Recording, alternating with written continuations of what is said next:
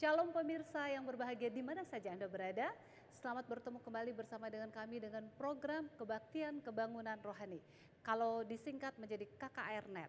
Dan saya Peggy Iskandar Wawar melaporkan seluruh acara dan memimpin acara ini dari Studio 3 Hope Channel Indonesia di Jalan MT Haryono, Jakarta. Dan senang sekali karena beberapa segmen akan kita tampilkan bersama-sama yang saya tahu pasti semua pemirsa, semua kelompok peduli sudah menanti-menantikan. Nah, kalau saya katakan Shalom Makassar atau Shalom Lampung dan sebagainya, Anda harus menjawab di tempat Anda, Yesus Kristus adalah Tuhan dan Raja alam semesta. Bisa ya? Yesus Kristus adalah Tuhan dan Raja alam semesta. Oke, kita mulai ya dengan Lampung. Shalom Lampung. Iya, Yesus Kristus adalah Tuhan dan Raja alam semesta. Makassar, Manado, Toraja, gak kedengeran. Ambon, Medan, Banjarmasin, wah ramai sekali semuanya ya. Yesus Kristus adalah Tuhan dan Raja alam semesta. Itu adalah tema kita dan sepanjang kegiatan KKR ini kita akan menyebutkannya. Nah, judul pada malam ini yaitu yang kedua adalah keajaiban Yesus Kristus. Semua menyiapkan pena, mencatat ayat-ayat dan mendengarkan dengan baik. Dan kita baru saja menyaksikan tayangan atau segmen Hopi Zone, yaitu acara untuk anak-anak. Bagaimana anak-anak, apakah senang? Saksikan Jangan Pernah Alpa. Dan saat ini kita akan memasuki satu segmen di mana banyak sekali pemirsa mengirimkan SMS, merasakan berkat dari pelajaran yang dibawakan tadi malam. Pelajaran ini akan dibawakan oleh Dr. Kathleen Liwijaya Kuntaraf. Mari kita ikuti bersama dan saya akan menghampiri Dr. Kathleen. Shalom Dok, apa kabar? Selamat malam. Shalom Dr. Iskandar. Iya, senang sekali. Rupanya pelajaran yang dibawakan, yang baru saja dibawakan tadi malam itu, banyak sekali pemirsa yang memberikan SMS, mereka sangat terberkati. Jadi puji Tuhan, kesehatan itu harus seutuhnya ya, harus lengkap. Paketnya. Seluruh paket. Dan ternyata kalau kita ikuti akan memiliki umur panjang, sehat dan berbahagia ya. Jadi celebration. Mulai malam ini akan dibahas tentang celebration. Dan malam ini C, the first letter. Jadi C kalau bahasa Indonesianya adalah C ya, yaitu choice. Pilihan.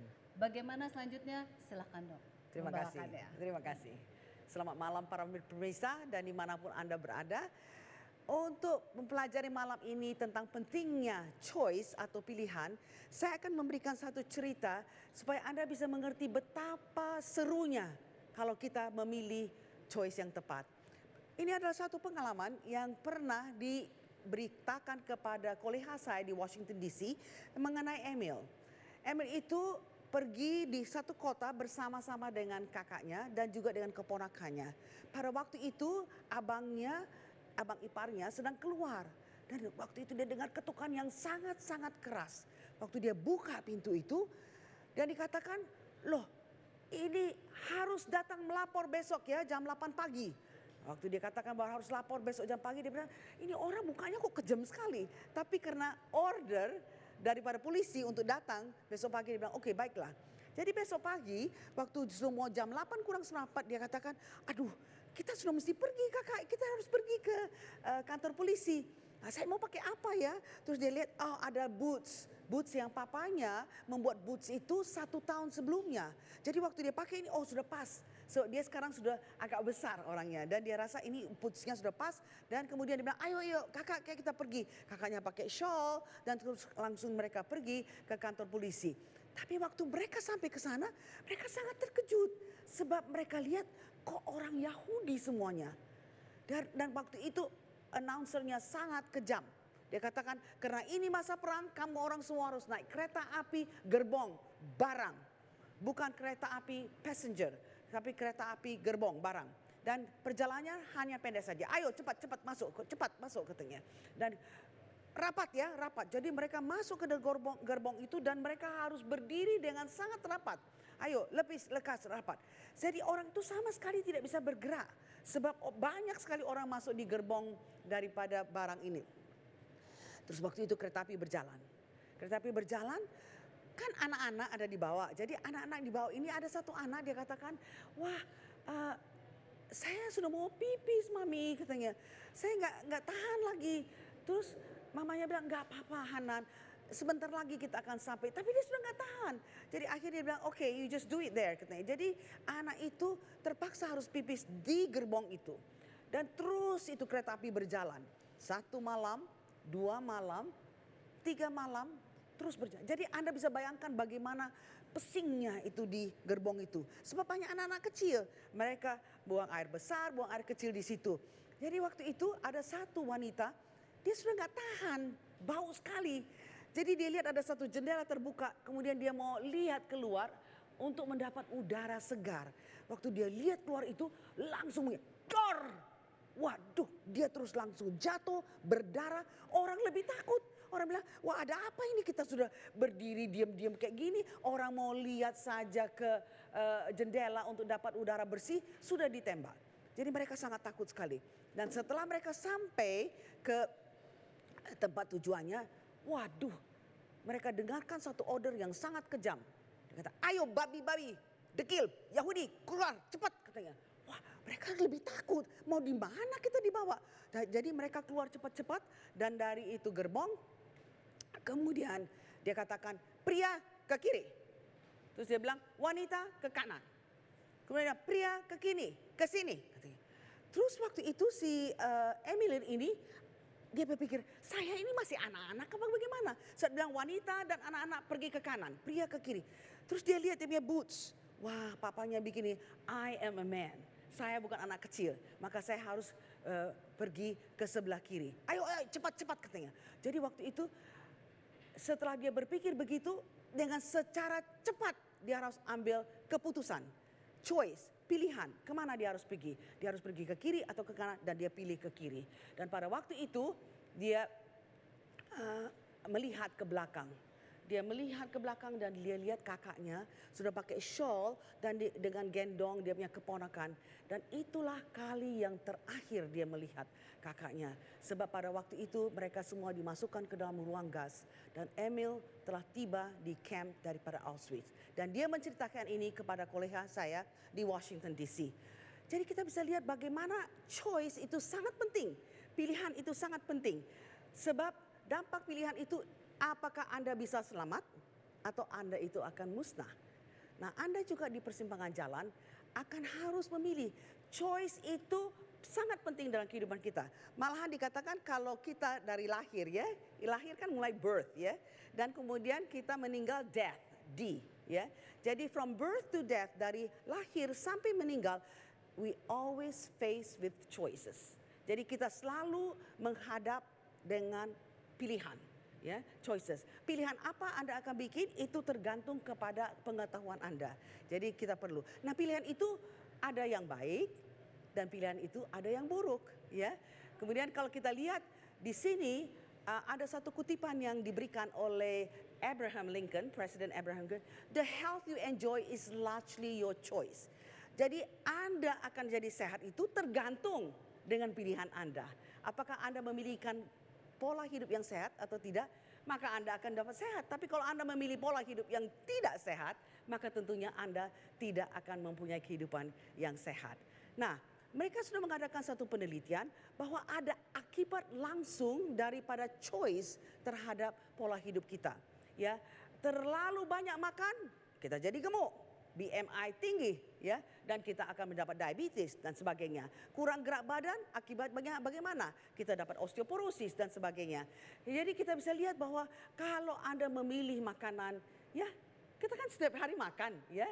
Jadi kalau kita setiap hari makan, kita bisa memilih ini makanan yang low kolesterol atau kita memilih makanan yang high kolesterol. Kemungkinan Anda untuk mendapat penyakit jantung itu sangat besar. Kemudian Anda bisa dapat hypertension, tekanan darah tinggi. Kemudian Anda bisa mendapat kegemukan yang terlalu banyak makan. Atau biarpun Anda makan vegetarian, tapi kalau Anda makan 5 bakul satu kali, apakah tidak jadi gemuk? Jadi, dan gemuk itu mempunyai banyak dampak yang negatif. Dan kita bisa dapat diabetes, kencing manis dan sebagainya. Dan kemudian mendapat kanker tertentu. Saya katakan kanker tertentu because not every cancer itu disebabkan karena pola hidup. ada cancer yang disebabkan karena diturunkan oleh orang tua. Nah, tapi disitulah kita bisa lihat bahwa pilihan itu sangat penting. Satu para ahli research di University of Yale, dia telah melakukan satu percobaan di mana pasien itu dibagi dua, pasien yang mempunyai borok usus dibagi atas dua golongan, yaitu satu yang boleh memakai obat untuk menyembuhkan dia punya borok usus, tetapi satu lagi dia tidak mau makan obat, tapi dia katakan saya mau memilih makanan yang tidak merangsang selaput lendir daripada lambung kita, jadi tidak makan cabai, tidak makan kopi dan sebagainya. Oke, dia lihat di dua golongan ini bahwa orang yang memilih untuk makan pantang makan ya, ketat ya, dan orang yang memilih untuk makan obat saja, itu mereka mempunyai sukses yang besar. Kenapa? Sebab waktu mereka memilih itu, mereka mempunyai tanggung jawab. Ya, tanggung jawab untuk melaksanakan pilihan mereka. Itulah sebabnya kita harus diberikan sesuatu pengertian supaya kita dapat memilih pola hidup yang sehat atau yang tidak sehat. Itu merupakan suatu pilihan yang kita harus hadapi setiap hari. Para pemirsa, sangat penting sekali Anda mau memilih untuk merokok atau tidak.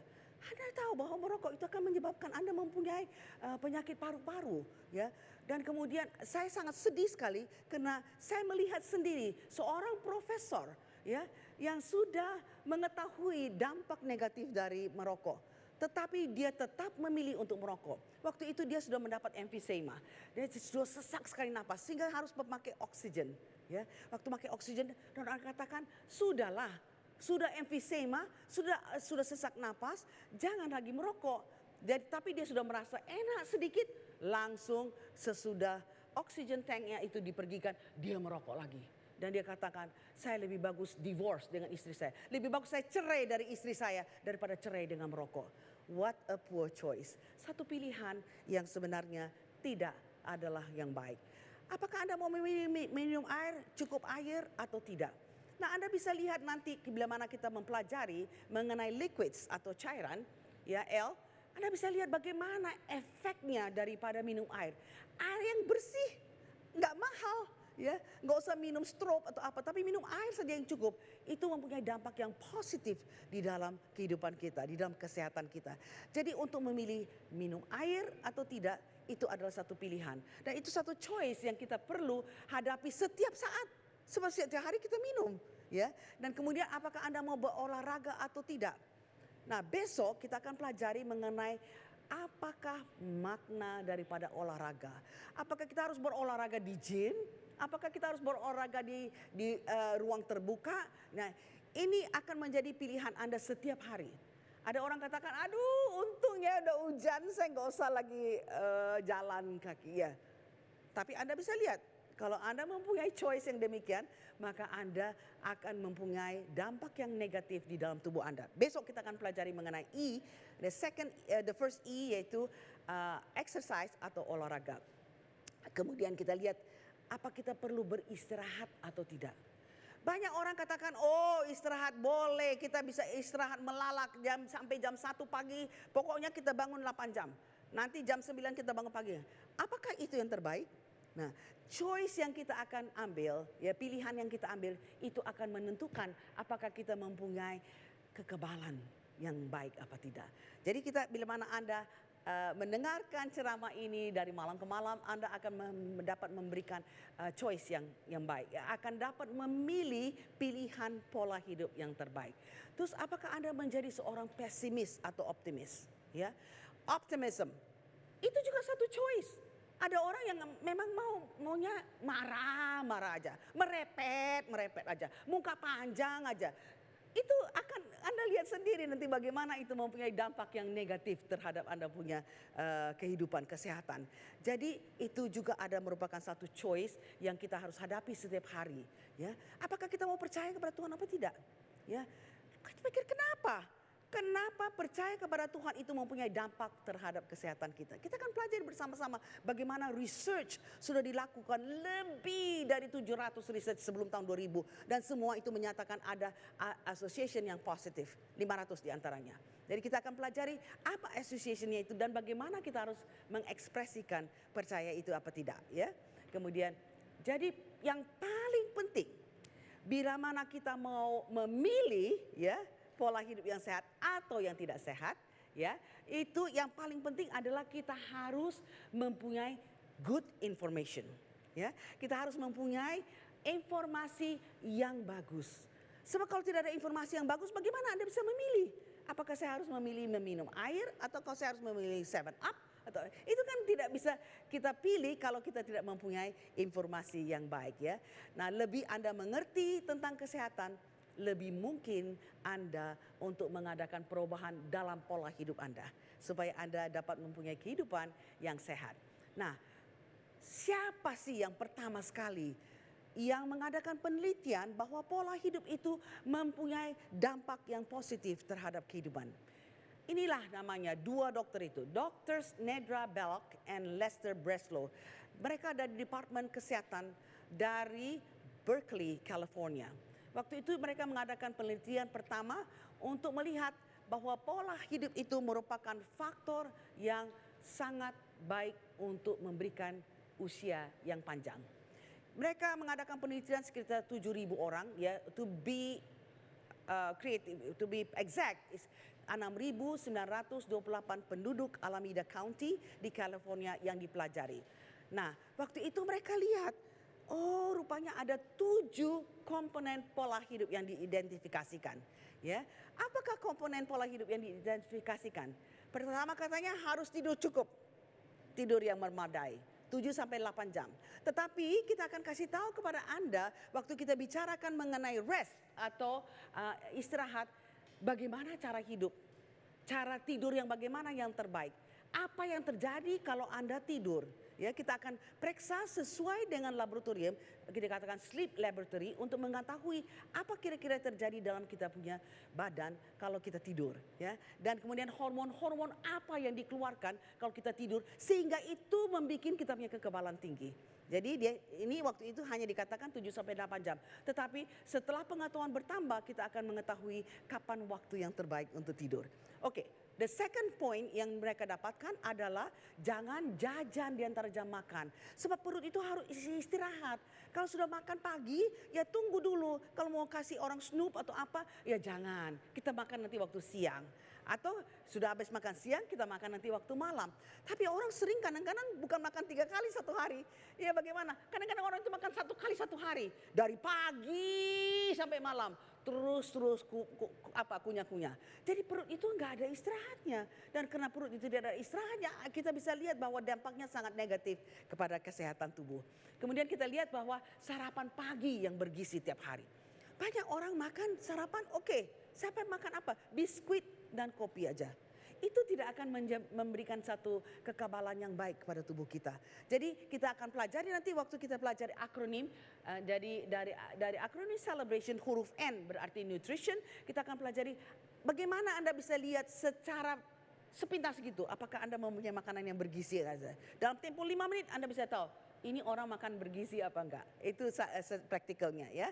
Dan kemudian kita harus menjaga berat badan, direkomendasikan. Jadi kita harus selalu timbang, ya. Kami di rumah, ya, di rumah kami kamar mandi itu sebelum kita mandi kita selalu timbang, ya, supaya berat badan suami dan berat badan saya itu akan tetap BMI-nya 25. Jangan terlalu tinggi sampai bisa jadi obesity atau terlalu rendah menjadi malnutrition. Jadi kita harus jaga berat badan itu supaya tetap BMI 25. Dan kemudian harus gerak badan secara teratur. Ada orang yang gerak badannya, iya saya gerak badan tapi sekali 1 minggu aja. Main badminton 1 kali 1 minggu. That's not enough. Yang kita akan pelajari nanti bagaimana cara gerak badan yang terbaik yang perlu kita terapkan dalam kehidupan kita sehari-hari. Dan yang keenam, rekomendasi dari Dr. Breslow itu adalah mengurangi minuman alkohol. Tetapi kami yang saya bekerja dari Washington DC di Departemen Kesehatan dari Gereja Masih Advent ke-7 seluruh dunia.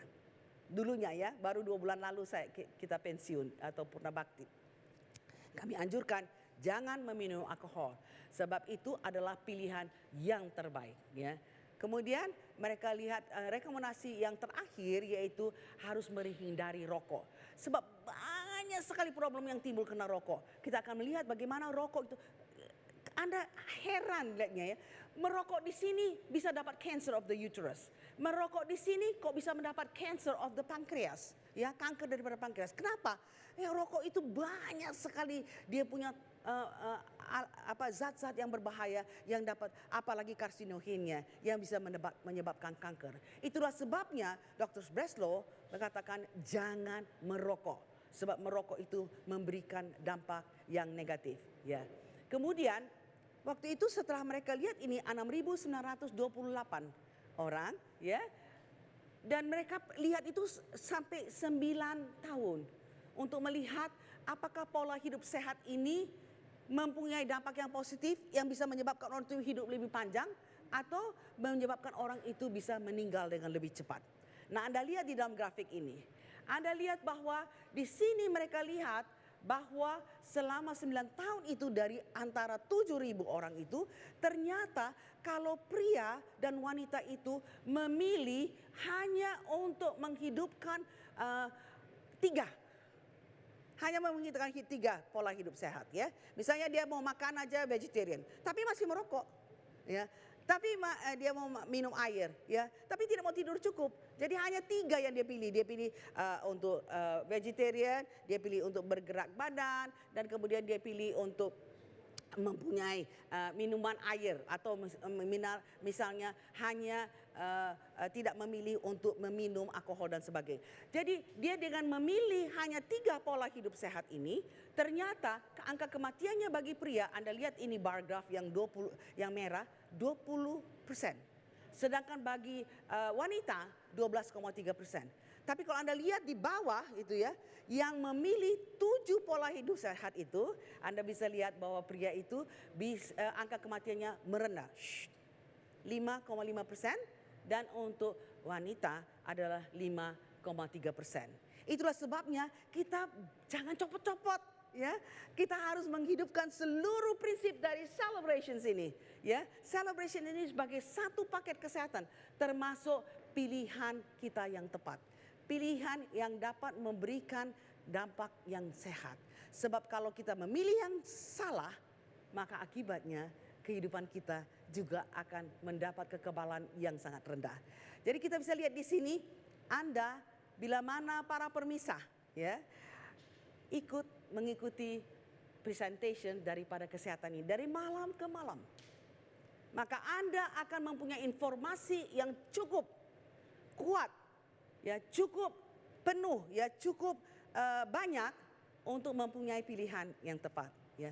Pilihan yang tepat sehingga Anda dapat menghidupkan kehidupan yang sehat berdasarkan informasi. Kalau Anda pergi ke dokter, saya masih ingat dulu waktu saya masih kerja kepada dokter, bagaimana saya mau terangkan ini kepada pasien. Begitu banyak pasien di luar di ruang tunggu. Ya, pokoknya kasih resep. Pergi, dah itu sudah nggak bisa lagi. Tetapi kalau Anda ini datang untuk mendengarkan dari malam ke malam, Anda mendapatkan tips-tips untuk mempunyai kehidupan yang sehat itu dengan cuma-cuma.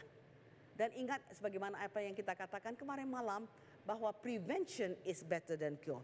Kalau Anda sudah sakit, ya, masuk ke rumah sakit, sudah dapat kanker, ya Anda harus mengalami operasi. Anda harus mengalami radiasi, Anda harus kemoterapi, dan itu sangat penuh dengan penderitaan. Jadi Anda itu akan dapat diperpanjang maybe 3 tahun, mungkin juga 5 tahun. Tetapi bila mana Anda menghidupkan kehidupan yang sehat ini, maka prevention itu bisa hidup sampai 10-12 tahun menurut Dr. Gary Fraser. Jadi lebih bagus hidup yang lebih panjang, prevention is better than cure, tanpa ada perasaan penderitaan dan sebagainya. Ingat bagaimana dengan Much Jetton, umur 100 tahun kemarin masih bisa setir auto. Malahan dia punya surat izin mengemudi diperpanjang sampai umur 105 tahun. Kan enak itu ya, kita nggak tua sakit-sakitan, kita tidak tua dengan penderitaan, tidur di tempat tidur, tidak bisa berjalan dan sebagainya. Tapi kita mempunyai kehidupan yang sangat sehat dan fungsional. Oleh sebab itu marilah kita hidupkan seluruhnya prinsip-prinsip celebration ini sebagai satu paket kesehatan, termasuk pilihan yang tepat sehingga ia akan memenuhi kehidupan kita dengan pesta perayaan. Dengan demikian selesailah kita punya presentasi mengenai choice atau pilihan. Kiranya para permisa dapat menghidupkan prinsip kesehatan ini. Terima kasih.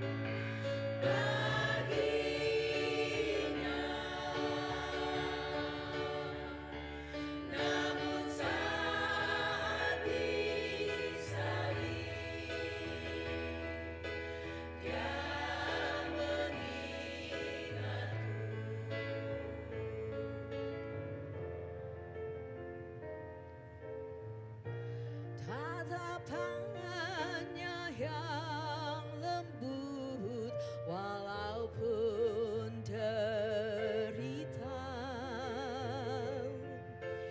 jubahnya penuh noda, darah yang mengalir, pandangannya yang penuh kasih di masa depanku, karena saat disalib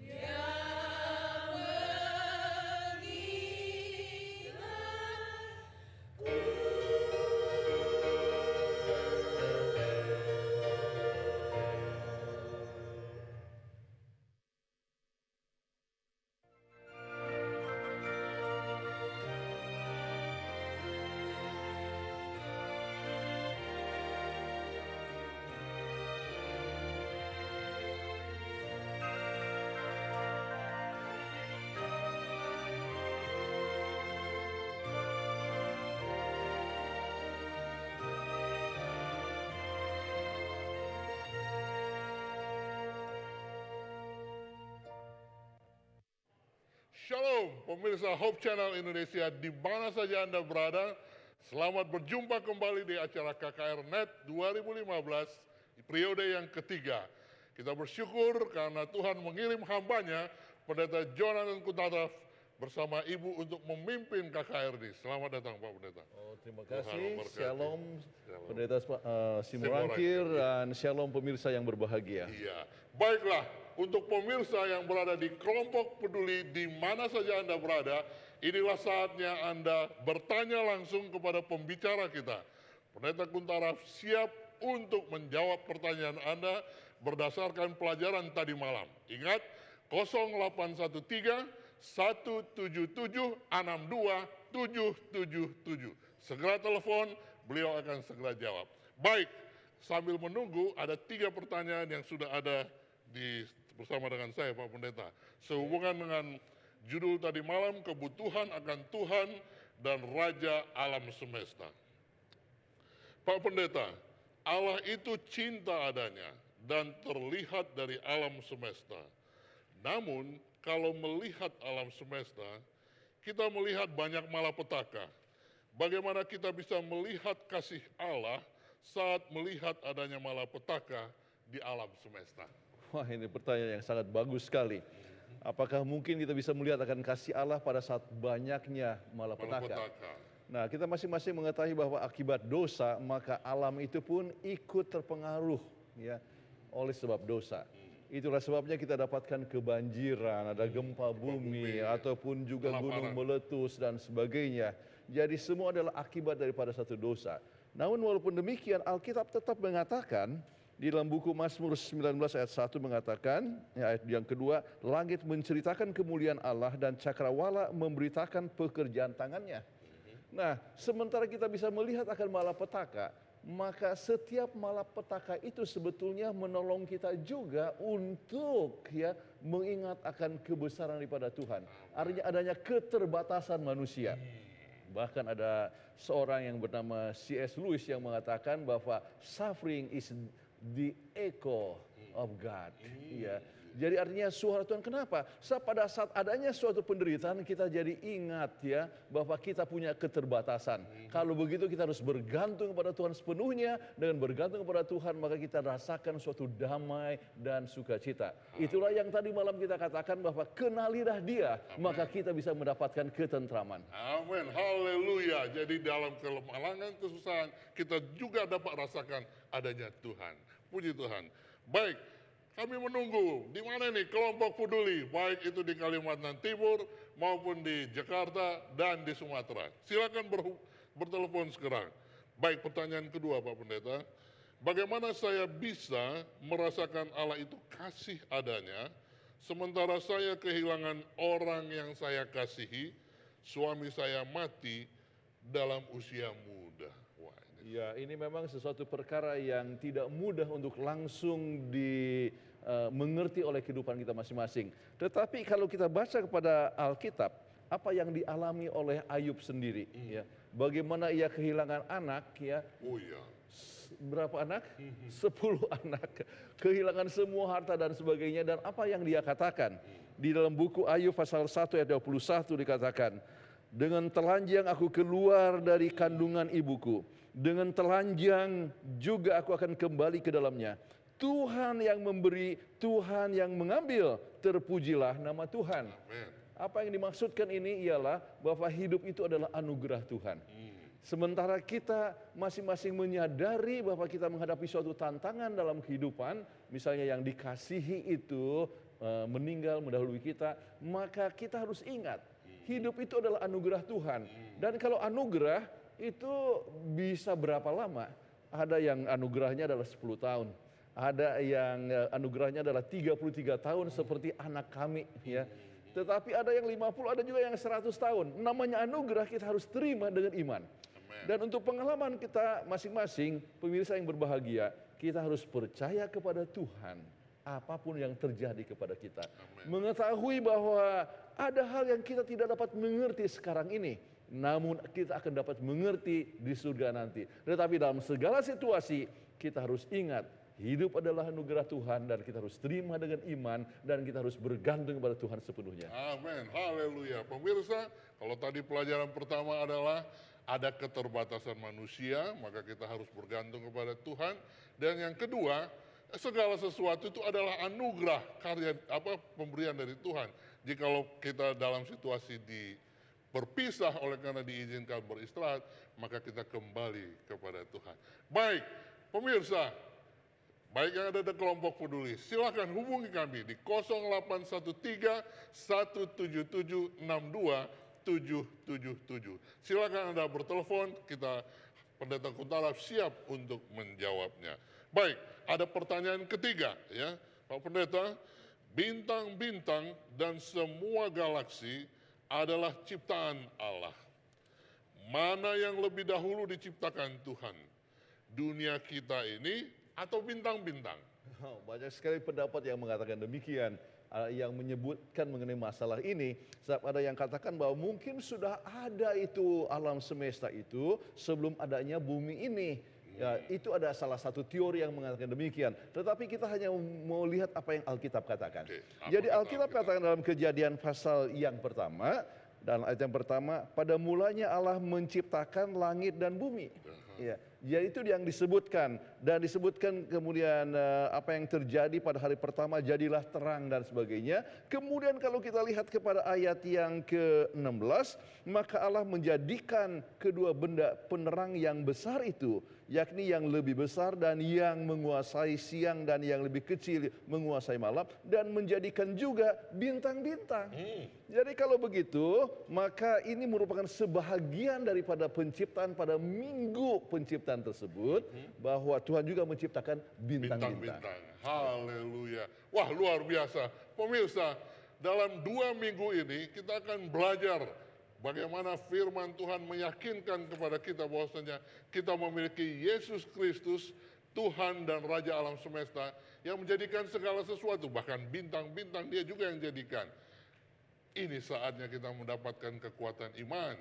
Ini saatnya kita mendapatkan pencerahan dari Tuhan bahwasanya segala sesuatu itu terjadi oleh karena ada yang mengendalikan, tapi ada juga yang memberikan kekuatan iman bagi kita. Puji Tuhan. Baik, pemirsa, sayang sekali kita masih tunggu SMS maupun telepon.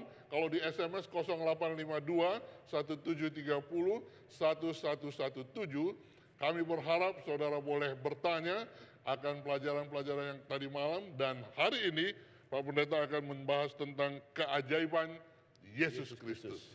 Luar biasa. Bukan kebetulan saudara menyaksikan siaran ini, adalah maksud Tuhan agar saudara boleh lebih mengenal siapa pencipta langit dan bumi, dan kita boleh menyembah Dia. Yesus Kristus adalah Tuhan dan Raja alam semesta. Saya Pendeta Samuel Sumorangkir dan Pendeta Kuntara mengucapkan Shalom dan selamat menikmati akan Minggu Firman Tuhan dalam KKR Net 2015. Terima kasih Pak Pendeta. Terima kasih. Tuhan memberkati.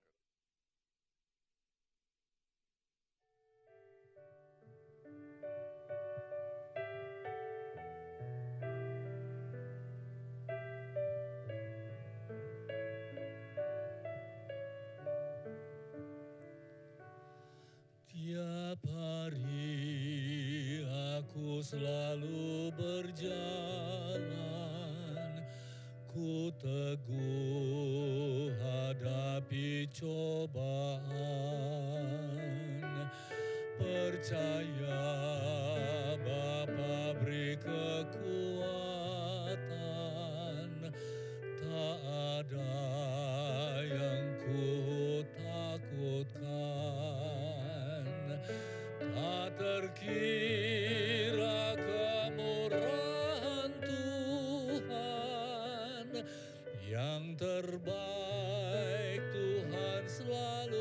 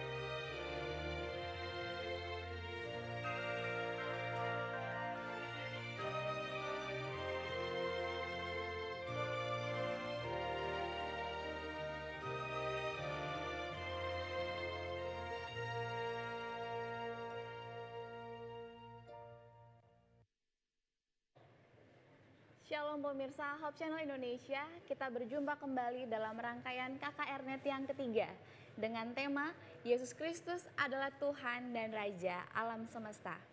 Kita kembali dalam program Mari Berdoa, Anda Tidak Berdoa Sendirian. Saat ini kami rindu kembali untuk mengajak kepada pemirsa sekalian, baik yang ada di rumah saat ini dan juga yang sudah hadir menyempatkan waktu di kelompok-kelompok peduli dimanapun Anda berada.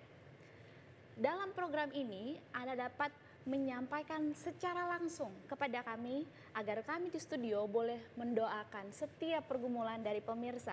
Dan kami pun rindu untuk mendengarkan kesaksian ucapan syukur bagaimana Tuhan menjawab doa pemirsa. Untuk itu, di layar kaca pemirsa telah tertera 2 layanan nomor telepon, baik itu layanan SMS dan juga Anda boleh menyampaikannya secara langsung.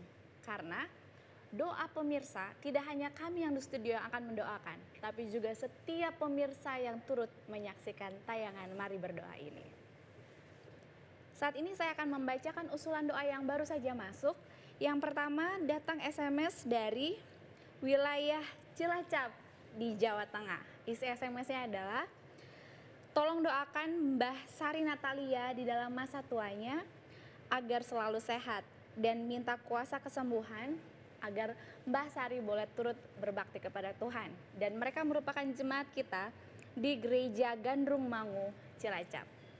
Usulan SMS selanjutnya datang dari Ratahan di Manado dengan Ibu Nancy, di mana saat ini Ibu Nancy memiliki anak yang bersekolah, ada yang di Ratahan SMA, ada juga yang berkuliah di Unclub. Dan Ibu Nancy menyampaikan bahwa sudah 2 tahun yang lalu suaminya meninggal dunia. Untuk itu ada pergumulan yang besar dalam bidang keekonomian di rumah. Kita akan turut doakan hal ini. Dan dikatakan juga tolong doakan agar usaha kerja yang sementara ditekuni boleh turut diberkati Tuhan.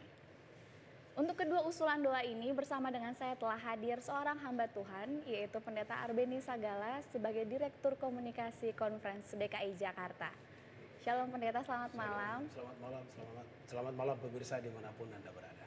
Nah, yang berada di sebelah dari Pendeta Arbeni adalah Ibu Shani Pangke yang akan nanti sebentar kita dengar kesaksiannya. Shalom Ibu Shani. Shalom pemirsa, Tuhan memberkati. Amin, luar biasa. Untuk itu Pendeta Sagala kami minta tolong agar Pendeta boleh doakan pergumulan dari pemirsa. Saya ulangi tadi ada Ibu Nancy di Ratahan dan juga kita akan doakan bagi Mbah Sari Natalia. Boleh saya sebutkan satu ayat untuk mereka berdua? Boleh Pendeta. Oke.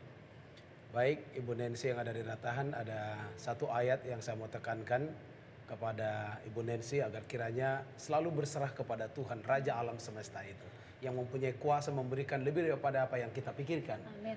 Firman Tuhan mengatakan dalam Mazmur 37 ayat yang kelima, serahkanlah hidupmu kepada Tuhan dan percayalah kepadanya dan Ia akan bertindak. Amin. Dalam kehidupan kita, dalam persoalan apapun yang dihadapi, kalau kita berserah kepada Tuhan, Tuhan Raja alam semesta akan memenuhi segala keperluan kita. Dan juga kepada Ibu Sari Natalia yang ada dari Cilacap. Dalam Filipi 4 ayat yang ke-19 berkata, Allahku akan memenuhi segala keperluanmu menurut kekayaan di dalam Kristus Yesus. Lihat, Raja alam semesta, pencipta langit dan bumi akan memberikan segala yang kita perlukan kalau kita menyerahkan diri kita kepada Tuhan. Mari kita berdoa. Tuhan kami, Allah kami, Bapa kami dalam sorga, kami bersyukur, kami berterima kasih oleh karena Tuhan begitu baik telah memberkati kami, memberikan kesehatan, kekuatan kepada kami. Kami tahu Tuhan, Engkau adalah Allah pencipta langit dan bumi. Engkau adalah Raja alam semesta yang mempunyai segala rencana yang terbaik bagi umat manusia ciptaan Tuhan. Bapa di sorga, pada malam hari ini ada 2 anak Tuhan yang ingin untuk didoakan, Ibu Nancy dari Ratahan dan juga Mbak Sari Natalia dari Cilacap. Tuhan, Engkau melihat segala pergumulan mereka. Engkau mengetahui bagaimana keadaan mereka. Tentu mereka menginginkan berkat berkelimpahan dari Tuhan. Apakah dalam kesehatan mereka dan juga segala keperluan mereka untuk menyekolahkan anak-anak mereka di lembaga di mana mereka mengecap pendidikan. Oleh sebab itu biarlah kiranya Tuhan mengangkat tangan-Mu, mencurahkan berkat dalam kehidupan mereka. Begitupun kepada semua pemirsa dimanapun berada, biarlah kiranya berkat yang sama Berkat berkelimpahan boleh menjadi bahagian mereka dimanapun mereka berada. Bahkan kiranya mereka boleh tetap melihat akan siaran KKR Net ini, agar mereka juga boleh diberkati Tuhan. Iman mereka boleh bertumbuh setia sampai Tuhan datang kedua kalinya. Terima kasih Bapa, Engkau mendengar dan menjawab doa kami. Di dalam nama Tuhan Yesus kami berdoa. Amin. Terima kasih banyak pendeta. Saat ini kita akan dengarkan kesaksian dari Ibu Syadi Pangke. Iya. Jadi Ibu boleh diceritakan kepada kita, adakah kesaksian hidup yang bisa kita dengarkan bagaimana Tuhan bekerja? Pemirsa, Tuhan Yesus begitu baik untuk kehidupan saya. Usia saya saat ini 51 tahun. Dulu 28 tahun yang lalu saya masih bisa melihat seperti kebanyakan orang. Saya terlahir normal. Tetapi waktu usia saya 23 tahun, usia di mana seorang Syani baru melangkah untuk menggapai masa depan, meniti karir dengan semua harapan dan cita-cita. Tiba-tiba semuanya menjadi berantakan. Kecelakaan itu terjadi 25 Juni tahun 87. Saat saya pulang bekerja dengan menggunakan kendaraan perusahaan, kami pulang ada 10 orang karyawan di mobil itu dan kecelakaan itu terjadi. Pada kecelakaan di jalan tol itu, saya selain 4 orang yang meninggal, saya yang mengalami keadaan yang saya mengalami cacat tetap. Jadi saya gambarkan 80% wajah saya rusak, yakni 2 bola mata saya hancur, tulang hidung saya hancur seluruhnya, tulang pipi kiri dan kanan patah, rahang atas dan bawah terpisah, 1/4 bagian rahang kiri atas hancur, dan dagu saya patah di 2 bagian. Sejak saat itu saya harus menjalani sekitar 20 kali operasi. Wah, jadi 20 kali operasi, Bu? Ya, 20 kali Lalu operasi. yang menanggung biaya operasi itu? Itulah ajaibnya Tuhan Yesus. Dia berikan semuanya di tengah-tengah kepahitan yang saya rasakan, penderitaan. Keajaiban Tuhan ada saya rasakan. Efek yang berat yang saya rasakan, efek dari 20 kali operasi anestesi itu membuat tubuh saya lemah. Selain mata saya total tidak bisa melihat, telinga saya pun sebelah kanan pendengarannya hanya 40%. Dan bagian tubuh yang lain diambil untuk menambal tulang-tulang yang patah di wajah. Itulah penderitaan saya. Dan Tuhan ternyata sampai saat ini, ajaibnya Tuhan gunakan saya. Saat ini Tuhan jadikan saya menjadi alatnya yang kecil di tangannya untuk memuliakan Dia. Itu sebabnya saya katakan Tuhan Yesus begitu ajaib untuk hidup saya. Lalu apa yang dirasakan ketika mengalami peristiwa yang menyedihkan ini tentunya? Bagaimana Ibu Sani boleh memiliki harapan untuk tetap melanjutkan hidup? Ya, siapa yang pernah membayangkan kejadian yang pahit atau membayangkan suatu yang penderitaan dalam hidup? Semua orang membayangkan sesuatu yang indah dalam hidup. Begitupun saya. Tetapi pada saat kepahitan, penderitaan yang tidak kita harapkan ternyata menjadi kenyataan dalam kehidupan saya, apa harus saya katakan? Saya harus marah kepada siapa? Dan saat itu adalah baru 8 bulan papi saya meninggal. Saya anak pertama dari 4 bersaudara. Saya bekerja sambil kuliah untuk membantu mami saya menyekolahkan adik-adik saya. Jadi saudara bisa bayangkan bagaimana hancurnya hati saya. Lalu saya berkata kepada Tuhan di tengah-tengah penderitaan, saya baru selesai operasi pertama. Tuhan, saya terima kenyataan ini. Saya terima saya buta. Saya tahu kecelakaan ini bukan Tuhan yang melakukan, tetapi setan yang melakukannya. Tetapi Tuhan, saya tidak bisa hidup tanpa mata. Saya tidak mau hidup tanpa mata karena saya tidak mau menjadi beban buat keluarga saya. Jadi sekarang saya minta Tuhan, tolong Tuhan, ambil nyawaku. Berhari-hari. Justru Tuhan kalau bisa nyawa saya diambil ya, gitu. Saya minta pada Tuhan Yesus, ambil nyawaku. Aku tidak sanggup hidup tanpa mata, Tuhan. Aku tidak sanggup, setiap malam saya sudah tumpang tangan saya di atas perut. Saya bayangkan saya ada besok pagi apabila bangun, keluarga saya sudah melihat saya sudah terbujur kaku. Kematian buat saya sesuatu yang indah saat itu. Tetapi berhari-hari saya berdoa, saya masih hidup pagi. Saya mulai kesal. Tuhan tidak menjawab doa saya dan saya tidak mau berdoa. Tetapi saudara tahu waktu saya tidak berdoa, saya rasakan hati saya tidak merasa kering. Saya rasa tidak nyaman. Dan saya bersyukur roh Tuhan menuntun saya. Syani, siapa kau? Kamu hanya manusia biasa, kamu hanya debu. Kamu sudah mendikte Allahmu adalah Khalik. Dan saya tersadar, oh ya Tuhan, siapa saya? Saya cuma debu. Saya tidak punya hak mendikte Engkau yang Khalik saya. Maka saya minta ampun pada Tuhan. Tuhan, ampuni saya sudah mendikte Engkau. Sekarang Tuhan, aku tidak tahu apa yang di depanku. Ini tanganku Tuhan, pegang tanganku. Berjalan bersamaku di dalam kegelapan ini. Aku tahu Engkau punya rencana untuk kehidupanku. Ajaibnya saya rasakan damai di hati. Bisa dibagikan kepada kita bagaimana firman Tuhan, mungkin ayat kesukaan yang menjadi pedoman buat Ibu Syani. Mazmur 34 ayat 9. Kecaplah dan lihatlah betapa baiknya Tuhan itu. Berbahagialah orang yang berharap kepadanya. Luar biasa. Tentunya Tuhan sudah berikan kekuatan yang mungkin kita sendiri tidak sanggup untuk melewatinya yang sudah dirasakan oleh Ibu Syani. Ya. Terima kasih. Sehat, bisa Iya menjadi betul. muda, tapi bisa tabah. Dan menjadi saksi Dan bagi menjadi Tuhan. saksi bagi Tuhan, keajaiban Tuhan terjadi. Luar Luar biasa. biasa. Dan semangat buat saya. Amin. Dengan semangat itu saya bisa bertahan dan saya punya ide banyak Tuhan berikan dan saya menjadi saksi Tuhan dimanapun saya berada. Terima kasih banyak Puji Ibu Tuhan. Syani sudah berbagi dengan kita. Saat ini pendeta kita juga akan kembali mendoakan pemirsa dan saya akan membacakan usulan doa yang sudah masuk. Jadi isi SMS-nya adalah dari Bapak Kateni di Mesuji. Dikatakan seperti ini, Bapak Pendeta, kami dari Lampung sudah mengikuti kebenaran sudah 25 tahun pendeta. Tapi karena wilayah Mesuji ini mungkin susah untuk dimasuki oleh hamba Tuhan, jadi kerinduan dari Bapak Kateni ini adalah untuk boleh ada hamba Tuhan yang mengunjungi mereka dan boleh disampaikan firman Tuhan secara langsung.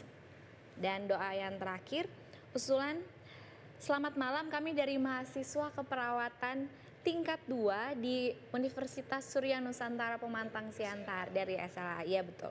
Mohon doanya agar praktek yang sedang mereka lewati saat ini boleh berjalan dengan baik, agar mereka juga boleh menjadi tangan kanan Tuhan menjadi pelayannya. Jadi ini usulan doa terakhir sambil kita terus menantikan usulan-usulan dari pemirsa.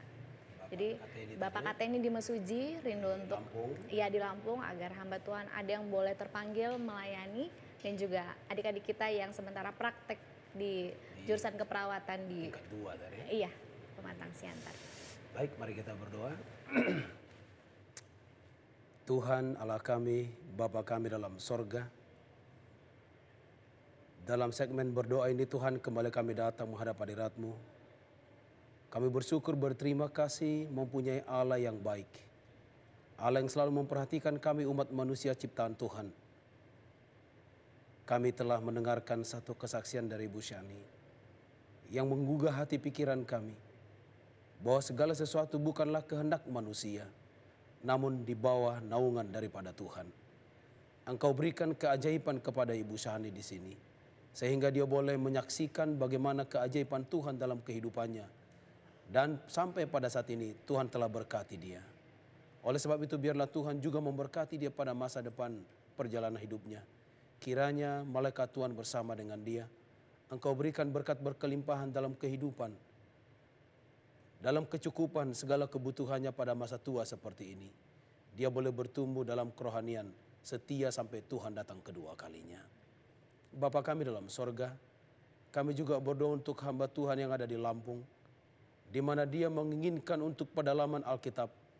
Biarlah kiranya Roh Kudus Tuhan, malaikat-Mu menuntun dia ketika dia mendalami firman Tuhan. Pada saat yang sama Roh Kudus-Mu akan mengajari pikirannya, sehingga dia boleh mengambil kebenaran dari firman Tuhan. Dia boleh mengikut Engkau sebagai Tuhan dan Juru Selamat pribadinya. Dia ingin Tuhan mendalami firman Tuhan. Biarlah dalam keinginannya, Tuhan akan mengirimkan malaikat Tuhan, Roh Kudus Tuhan, memberikan pengertian yang tajam kepadanya. Kami juga berdoa kepada adik-adik kami mahasiswa yang ada di SLA Martoba, dalam jurusan keperawatan tingkat 2. Tuhan tolong adik-adik kami ini. Tambahkan kepada mereka akal budi, hikmat, kuasa, kepintaran sorga. Agar ketika mereka belajar di lembaga Tuhan, biarlah kiranya hikmat dari sorga boleh menjadi bagian mereka. Dan pada akhirnya mereka boleh menyelesaikan akan pendidikan mereka.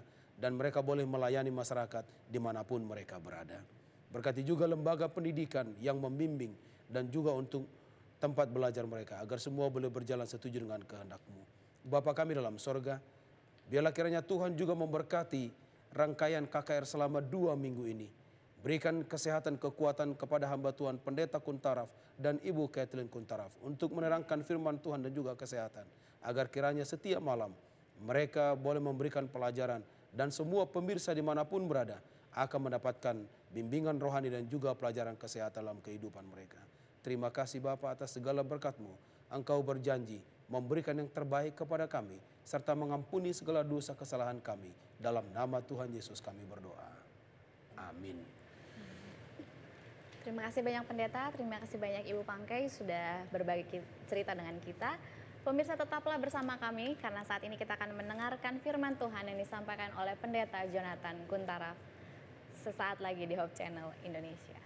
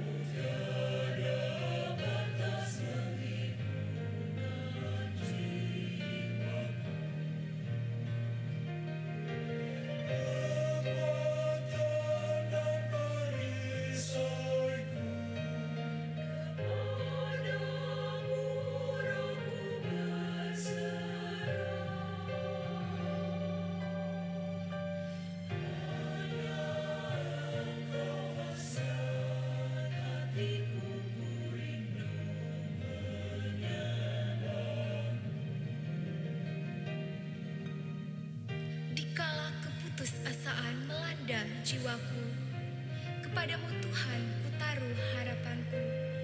Ku yakin bahwa kasih-Mu selalu tertuju kepadaku. Di keheningan malam, lagu-Mu selalu kusenandungkan, merupakan doa yang kupanjatkan kepada Allah sumber kehidupan.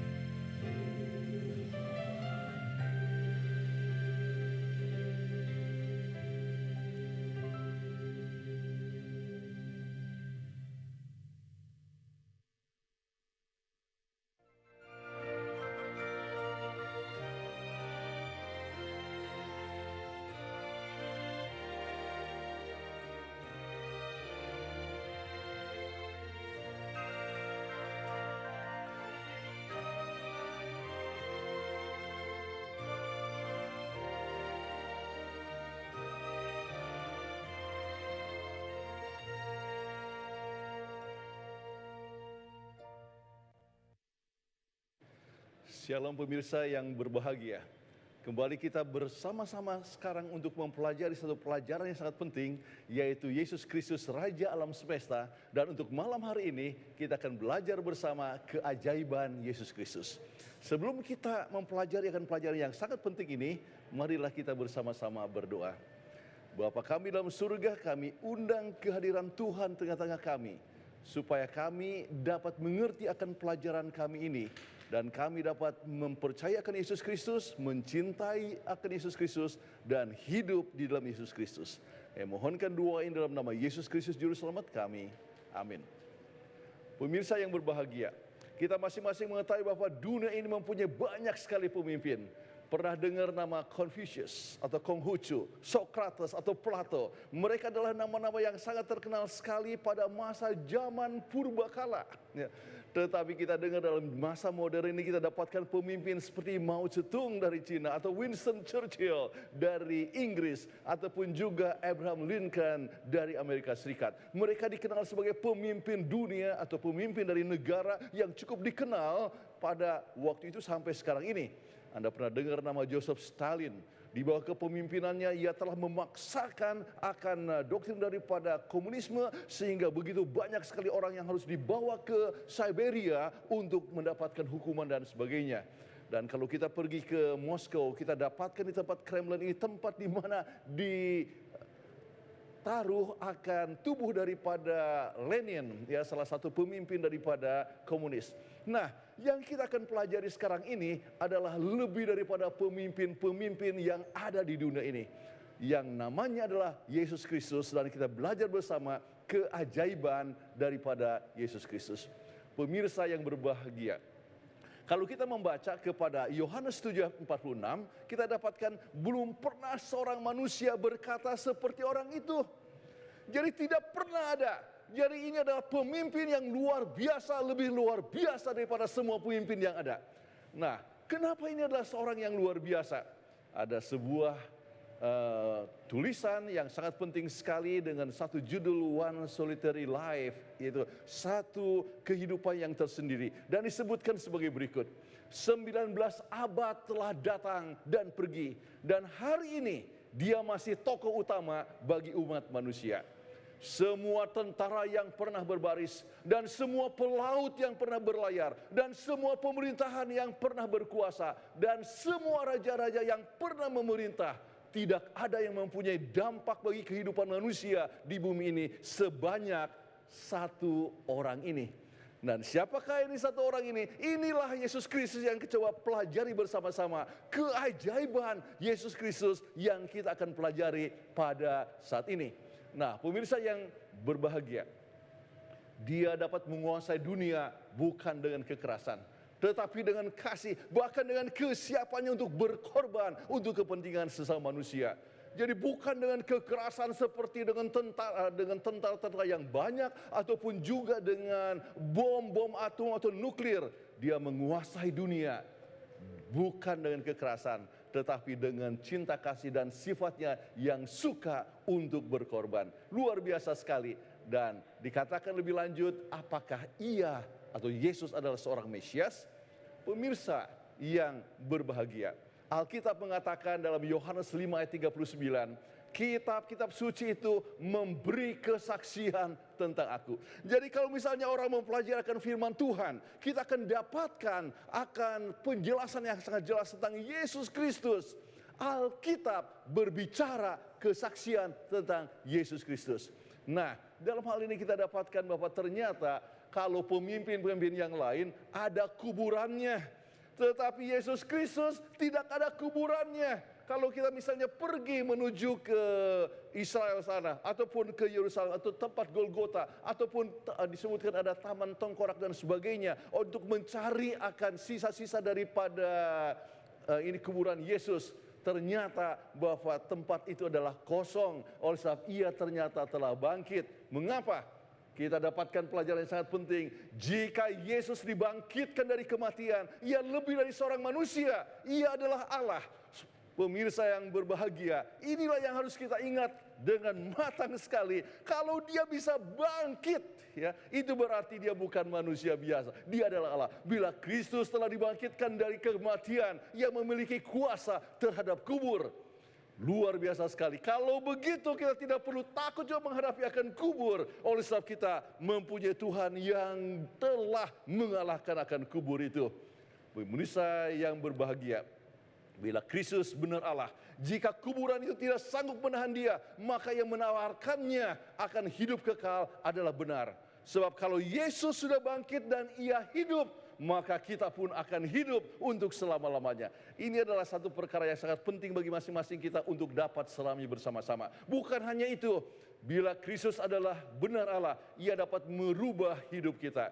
Dan ternyata dalam pengalaman hidup manusia, kita dapatkan penjahat yang akhirnya menjadi rasul. Kita dapatkan orang yang tadinya adalah berbuat kejahatan, dia membuat kebaikan. Kita dapatkan perubahan hidup daripada begitu banyak orang yang telah berubah hidupnya oleh kuasa yang datang daripada Yesus Kristus. Luar biasa sekali. Bahkan Rasul Paulus yang tadinya adalah penjahat, dikatakan dia suka untuk menangkap orang, menjadi rasul. Dia bukan hanya itu, dia siap untuk dipenjara. Kami sempat masuk ke apa yang disebut penjara di bawah tanah, dungeon, tempat di mana Rasul Paulus dan Rasul Petrus pernah untuk ditahan di penjara di bawah tanah. Justru kami berada di tempat tersebut hanya beberapa minggu yang lalu. Dan ternyata mereka siap untuk dipenjara, siap untuk mati. Kenapa? Oleh sebab kuasa yang luar biasa yang telah ditunjukkan oleh Tuhan Yesus, yaitu Masias tersebut.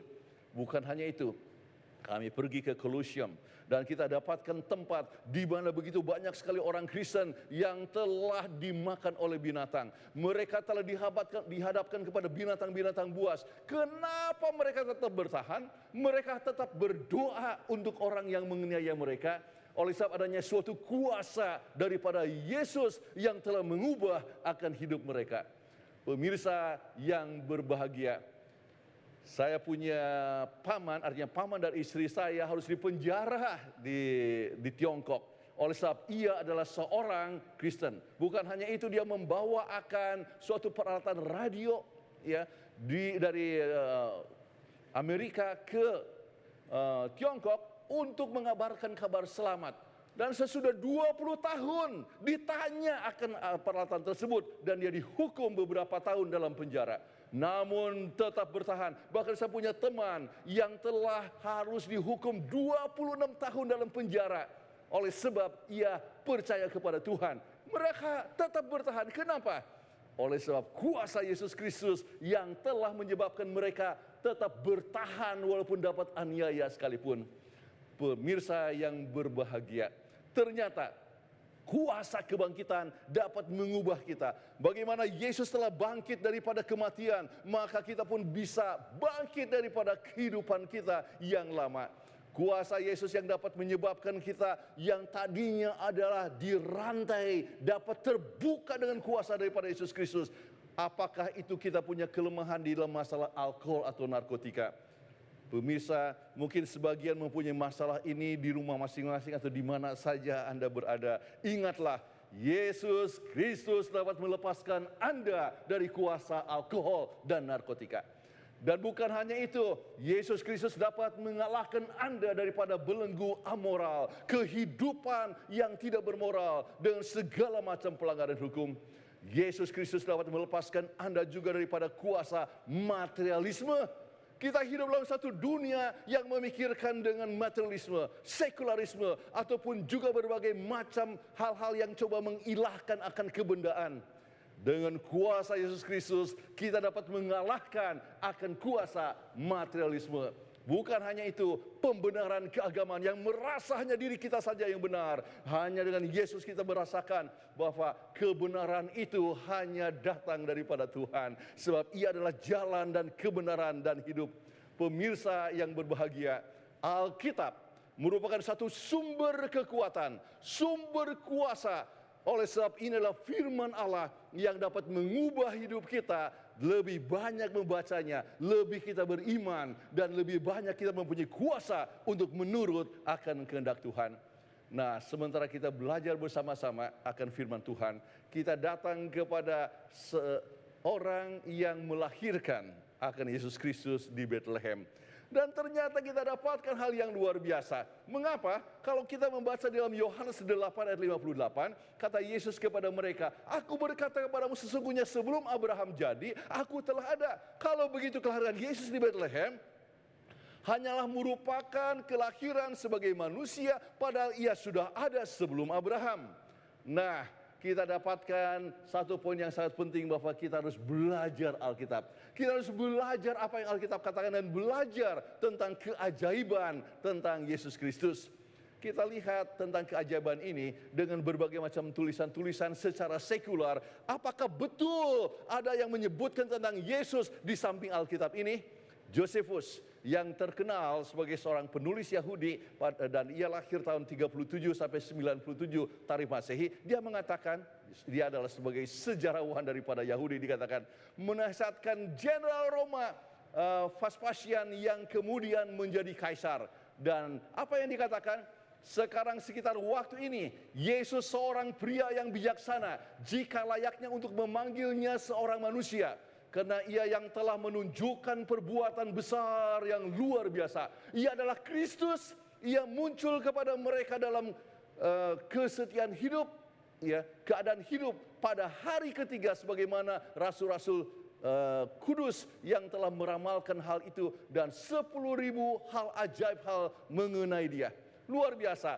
Jadi ini Josephus, dia penulis sekular boleh katakan, sebagai seorang ahli sejarah, dia menyebutkan bahwa ada sedikitnya 10.000 hal ajaib lain mengenai akan Yesus Kristus. Luar biasa. Bukan hanya itu, Tacitus, seorang yang hidup antara 55 sampai 120 Tarikh Masehi, mengatakan dia adalah seorang sejarawan Roma yang hidup di masa pemerintahan 6 Kaisar Roma, dikenal sebagai sejarawan terbesar dari Roma purbakala. Dan apa yang dia katakan? Dia katakan Kristus dengan nama aslinya telah mengalami penderitaan dan hukuman yang luar biasa di masa pemerintahan Tiberius di tangan salah seorang pembesar kita, Pontius Pilatus. Kalau begitu, apa yang kita dapatkan bahwa penulis sejarah lain juga mendukung apa yang Alkitab katakan. Alkitab kalau begitu benar, oleh sebab ternyata ada ahli sejarah yang lain yang menunjukkan kebenaran daripada kisah tentang Yesus itu. Nah, sekarang kita coba lihat. Ternyata begitu banyak sekali tulisan-tulisan diarahkan kepada Yesus. Dan itulah sebabnya kita dapatkan seorang yang bernama Dr. James Strange mengatakan, dia adalah seorang dari Universitas Florida Selatan, tentang teori yang disebut probabilitas, yaitu statistik kemungkinan. Dan apa yang dikatakan oleh ahli statistik ini? Dikatakan mungkinnya kegenapan ya daripada apa yang dikatakan oleh Alkitab tentang Yesus itu, kemungkinannya itu adalah 1 dari berapa ini saudara-saudara? Ya. Teori probabilitas ini yang mengatakan bahwa kalau seandainya itu adalah suatu keadaan, maka kemungkinan benarnya itu ya, maka adalah 1 dari berapa? Wah, kalau nolnya 3, 1000, kalau nolnya 6 adalah 1.000.000. Kalau 6-nya 9 adalah 1 miliar. Kalau 0-nya 12 adalah 1 triliun. Kalau 0-nya 15 adalah kuadriliun. Sesudah itu saya tidak tahu lagi. Ini 0-nya 144. Wah, ini satu perkara yang luar biasa sekali, menunjukkan kehebatan daripada tulisan mengenai masalah Yesus. Kenapa? Sebab nubuatan menunjukkan Yesus adalah Allah. Ini menunjukkan perkara yang sangat besar, sebab kita dapatkan satu kehidupan yang ditulis sebelum kelahirannya. Apakah ada orang yang menuliskan biografi sebelum kelahirannya? Apakah ada? Wah, tidak ada saudara-saudara. Orang menulis biografi kalau orang itu sudah lahir, sudah hidup, sudah mati, kemudian ditulislah akan tulisan biografinya. Tetapi tentang Yesus dituliskan sebelum kelahirannya. Luar biasa sekali. Kita coba lihat, membaca akan berbagai macam gulungan-gulungan kuno daripada perjanjian lama dan sebagainya. Kita dapatkan tempat ia lahir sudah dikatakan. Kemudian cara dia lahir sudah diberikan. Pengkhianatan terhadapnya sudah dikatakan. Cara kematiannya sudah dituliskan. Luar biasa. Jadi ternyata yang dikatakan tadi tentang kemungkinan satu dengan dari satu jumlah yang nolnya 144, ternyata bukan demikian tetapi menjadi satu kenyataan. Kalau begitu, Yesus adalah Tuhan. Dia adalah Raja alam semesta. Luar biasa sekali. Maka kalau kita melihat akan Alkitab, kita melihat seperti melihat televisi yang menggambarkan akan kehidupan Yesus itu. Kenapa? Kita ambil contoh. Mika memberitahu tentang tempatnya. Di mana? Mika 5 ayat 2. Tetapi engkau, hai Bethlehem Efrata, hai yang terkecil antara kaum-kaum Yehuda, dan daripadamu akan bangkit bagiku seorang yang akan memerintah Israel. Jadi Mika sudah mengatakan di mana Yesus akan lahir. Di mana? Di Bethlehem Efrata. Pemirsa yang berbahagia, sudah mengetahui bahwa Yesus itu sebetulnya, atau orang tua Yesus itu dari Nazaret. Bukan hanya dari Nazaret, itu Yusuf dan juga Maria itu mereka sudah bertunangan itu di Nazaret. Kemudian ia mendapatkan kunjungan dari malaikat di mana? Di Nazaret. Kemudian kalau seorang bertanya kepada Maria 9 bulan sebelum kelahiran Yesus, bertanya, di manakah kamu akan melahirkan ini? Mereka akan kata, ya di Nazaret. Kemudian 3 bulan kemudian akan ditanya, di manakah engkau akan melahirkan anak ini? Ya di Nazaret. 2 bulan sebelumnya akan ditanya, di mana anak ini akan dilahirkan? Ya di Nazaret. Tetapi apa yang terjadi, saudara-saudara sekalian, dia mengadakan kunjungan dari Nazaret menuju ke Bethlehem. Kenapa? Adanya keputusan pemerintah Agustus yang mengatakan bahwa semua orang harus pergi ke tempat kelahirannya, dan mereka pergi ke Bethlehem sesuai dengan nubuatan. Luar biasa sekali. Menunjukkan kehebatan, keajaiban daripada Yesus Kristus yang telah disampaikan oleh Alkitab. Yesaya 700 tahun sebelum Yesus Kristus sudah mengatakan hal yang sangat penting. Misalnya dalam Yesaya pasal 7 ayat yang ke-14 yang dikatakan bahwa sebab itu Tuhan sendirilah yang akan memberikan kepadamu suatu pertanda. Sesungguhnya seorang perempuan muda mengandung dan akan melahirkan seorang anak laki-laki, dan ia akan menamakan dia Immanuel. Nah, ini dikatakan 700 tahun sebelum Yesus Kristus lahir. Tetapi apa yang terjadi dalam Lukas 1 ayat 26 sampai 31. Allah menyuruh malaikat Gabriel pergi ke sebuah kota di Galilea bernama Nazaret, dan kepada seorang perawan yang bertunangan dengan seorang bernama Yusuf. Nah, perawan itu Maria. Kata malaikat itu kepadanya, sesungguhnya engkau akan mengandung dan akan melahirkan seorang anak laki-laki, dan hendaklah dinamai dia Yesus. Luar biasa sekali. Dan inilah kunjungan tersebut, dan betul-betul terjadi. Kemudian pada saat dilahirkan Yesus terjadi suatu hal yang luar biasa sekali, yaitu kemuliaan bagi Allah yang maha tinggi. Pemirsa yang berbahagia, inilah satu hal yang luar biasa yang kita dapat sama-sama saksikan. Bagaimana Tuhan di dalam kebesarannya itu telah menunjukkan akan hal yang luar biasa. Ya, yang luar biasa. Bukan hanya itu. Sedangkan kalau kita lihat Bilangan 24 ayat 17 sudah dikatakan bintang terbit dari Yakub. Ini disebutkan lebih kurang 1400 tahun sebelum kelahiran Yesus. Dan betul ya, orang-orang Majus itu pun pergi menuju kepada bintang tersebut. Kenapa? Oleh sebab lihat, mempelajari akan apa yang dikatakan oleh Alkitab. Jadi pada saat itu mereka melihat bintang itu. Siapa? Yaitu bintang dari kumpulan daripada para malaikat yang ada pada saat Yesus sedang dilahirkan. Pemirsa yang berbahagia, kita lihat waktu kedatangannya ke dunia ini untuk dilahirkan ternyata genap sekali. Kenapa? Kita coba lihat malaikat Gabriel memberitahu kepada Daniel. Daniel 9 ayat 25 dikatakan, maka ketahuilah dan pahamilah dari saat firman itu keluar, yaitu bahwa Yerusalem akan dipulihkan dan dibangun kembali sampai kepada kedatangan seorang yang diurapi seorang raja.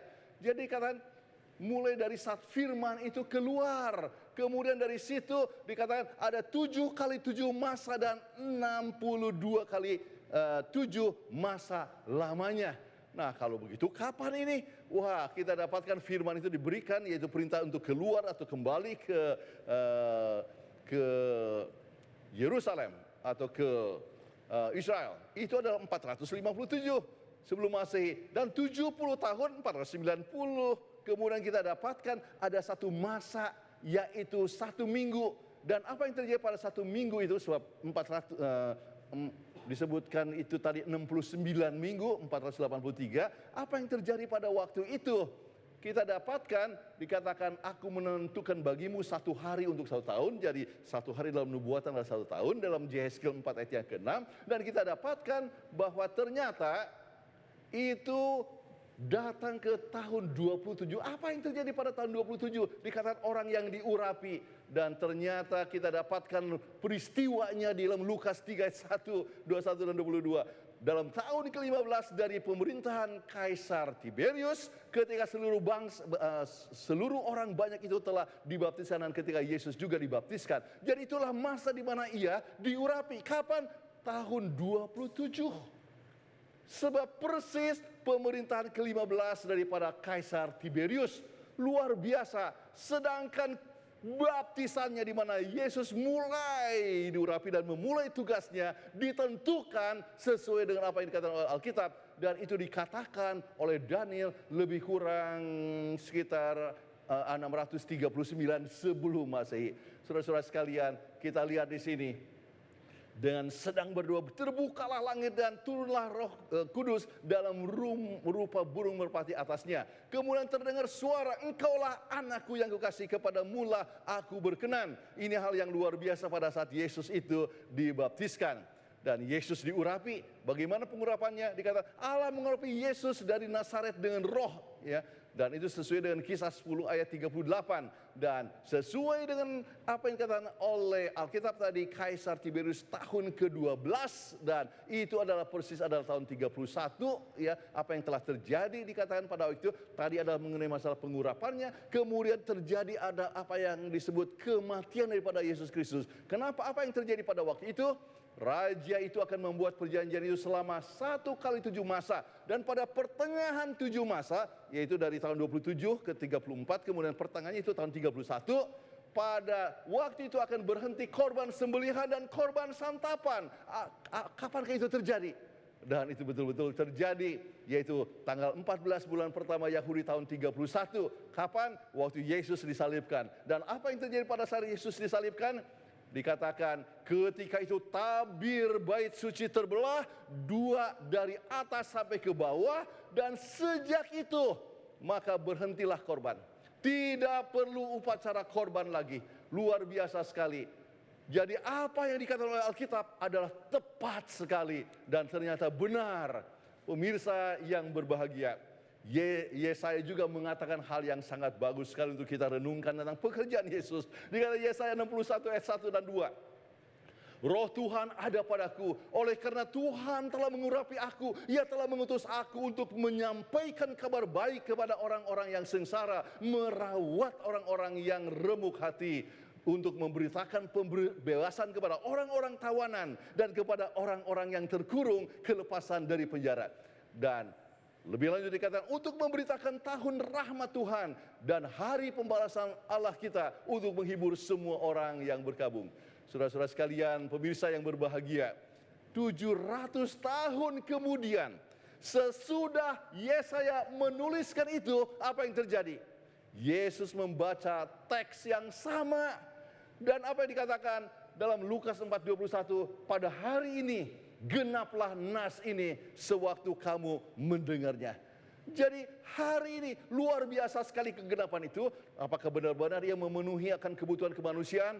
Luar biasa sekali. Yesus di dalam pekerjaannya atau pelayanannya selama di dunia ini menunjukkan bahwa ia telah mencintai akan anak-anak, memberikan hiburan kepada manusia. Kemudian ia telah menyembuhkan orang yang sakit. Ia juga telah membangkitkan akan orang yang mati. Dia juga telah mengampuni akan orang yang berdosa dan katakan, janganlah engkau berdosa lagi. Bukan hanya itu, dia juga telah membangkitkan juga kepada mereka yang mati. Saudara-saudara sekalian, kita ingat apa yang dikatakan kepada Lazarus. Ia membangkitkan orang mati. Hai Lazarus, bangkitlah. Ya, luar biasa sekali. Dan Lazarus itu pun walaupun masih ditutupi dengan kain kafan, dia masih bisa artinya bangkit ya, walaupun dia susah untuk jalan dan harus ada orang yang coba menolong dia untuk mengeluarkan itu, membebaskan dia daripada kain peluh. Pemirsa yang berbahagia, kita lihat Tuhan Yesus dalam pekerjaannya yang luar biasa itu adalah yang maha ajaib. Alkitab membuktikannya. Alkitab menunjukkan kebenaran Allah yang luar biasa tentang Yesus Kristus yang tak dapat disangka lagi. Jadi kemungkinannya bukan satu dari begitu banyak yang nolnya 144, tetapi yang jelas bahwa itu tergenapi menunjukkan kebenaran daripada Alkitab. Apakah itu dari lahir sampai kepada kehidupannya di dunia ini, sampai kepada kematiannya telah digambarkan oleh Alkitab, menunjukkan perkara yang luar biasa. Pemirsa yang berbahagia, nubuatan digenapi termasuk pada akhir hidupnya. Apa yang telah terjadi dalam Alkitab kalau kita mengadakan perjalanan menuju ke Yerusalem pada minggu yang terakhir Yesus hidup pada waktu itu, kita ingat bagaimana Yesus mengadakan sebuah perjamuan di ruang atas. Dan di tempat tersebut ia mengadakan suatu perjamuan. Dan ternyata Alkitab menyebutkan sebagai berikut. Bahkan sahabat karibku yang kupercayai, yang makan rotiku telah mengangkat tumitnya terhadap aku. Ternyata apa yang telah dikatakan adalah hal yang benar, bukan? Sebab pada saat ia berada di ruang atas itu, bukankah ia sama-sama makan roti bersama dengan Yudas? Dan ternyata yang sama-sama makan roti itu telah mengangkat tumitnya terhadap aku. Luar biasa Alkitab katakan. Dan kita ingat pengalaman daripada Yudas ini, bukan? Zakaria sudah mengatakan lebih lanjut dalam Zakaria 11 ayat 12 sampai 13.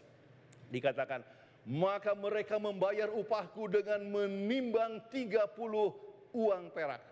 Bagaimana kita mengetahui bahwa di hari-hari Kristus 500 tahun sesudah Zakarias bahwa harga seorang budak adalah 30 uang perak?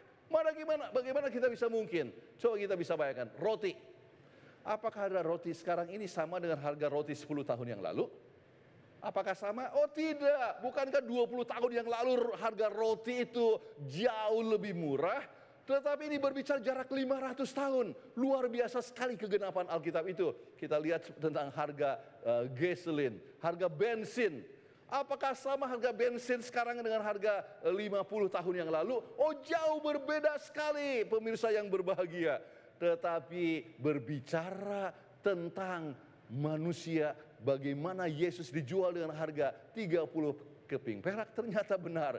Kristus bukanlah seorang manusia biasa dan Alkitab bukanlah buku biasa, menunjukkan hal yang luar biasa. Kenapa? Apa yang dikatakan oleh Zakarias tadi, lalu aku mengambil ke-30 uang perak itu dan menyerahkannya kepada penuang logam di rumah Tuhan. Jadi kita lihat apa yang kita dapatkan, bagaimana nubuatan itu bisa genap, ya, jumlahnya, ya, hasilnya, tempatnya, luar biasa sekali. Ini menunjukkan hal yang luar biasa, sebab inilah yang telah dialami oleh Yudas, sebab pada saat ia telah merasa sangat sedih sekali, oleh sebab ia telah membuat kejahatan kepada Yesus. Dan apakah yang telah dibuat oleh, yang dikatakan oleh Alkitab, di dalam Matius pasal 27 ayat 5 dikatakan, maka ia pun melemparkan uang perak itu ke dalam bait suci, lalu pergi dari situ dan menggantung diri. Bukankah itu juga yang dikatakan oleh Zakarias, yaitu di rumah Allah, bait suci? Bukankah jumlahnya juga sama, yaitu 30 keping perak? Luar biasa sekali. Matius 27 ayat 7 mengatakan, sesudah berunding mereka membeli dengan uang itu tanah tukang periuk untuk dijadikan tempat pekuburan orang asing. Merupakan satu hal yang merupakan kegenapan daripada nubuatan. Luar biasa sekali. Nubuatan dari 24 jam terakhir kehidupannya membawa ke satu poin yang sangat jelas, bahwa Yesus adalah Mesias, Yesus adalah Juru Selamat, Yesus itu adalah Maha Ajaib, Dia adalah Raja dan Tuhan kita. Pemirsa yang berbahagia, Yesaya telah menubuatkan satu hal yang sangat penting, apa yang terjadi sebelum kematian Yesus. Yesaya 50 ayat 6 mengatakan, aku memberi punggungku kepada orang-orang yang memukul aku, dan pipiku kepada orang yang mencabut janggutku. Bukankah ini yang telah dinubuatkan? Aku tidak menyembunyikan mukaku ketika aku dinodai dan diludahi. Bukankah Yesus betul-betul dinodai? Bukankah ia betul-betul diludahi? Bukankah ia harus dicemeti? Satu hal yang sangat menyedihkan pemirsa yang berbahagia. Yesus harus mengenakan akan mahkota duri. Yesus harus dicemeti. Yesus harus menderita. Dan cemeti yang dibuat itu bukan sembarangan cemeti. Dikatakan bahwa cemeti daripada orang-orang Roma itu mempunyai ujung yang dibuat dari logam dan juga tulang-tulang. Ya, jadi sekali dicemeti maka itu bisa membuat akan bilur, bukan hanya bilur, sampai sebagian daripada kulitnya atau sebagian daripada dagingnya itu terkupas. Ya, itu satu hal yang sangat menyedihkan sekali. Yesus menanggung itu bukan oleh sebab dia berdosa, tetapi oleh sebab ia mati untuk kita. Ia telah menanggung dosa kita sehingga ia harus menderita untuk kita. Satu hal yang luar biasa yang Yesus telah lalui.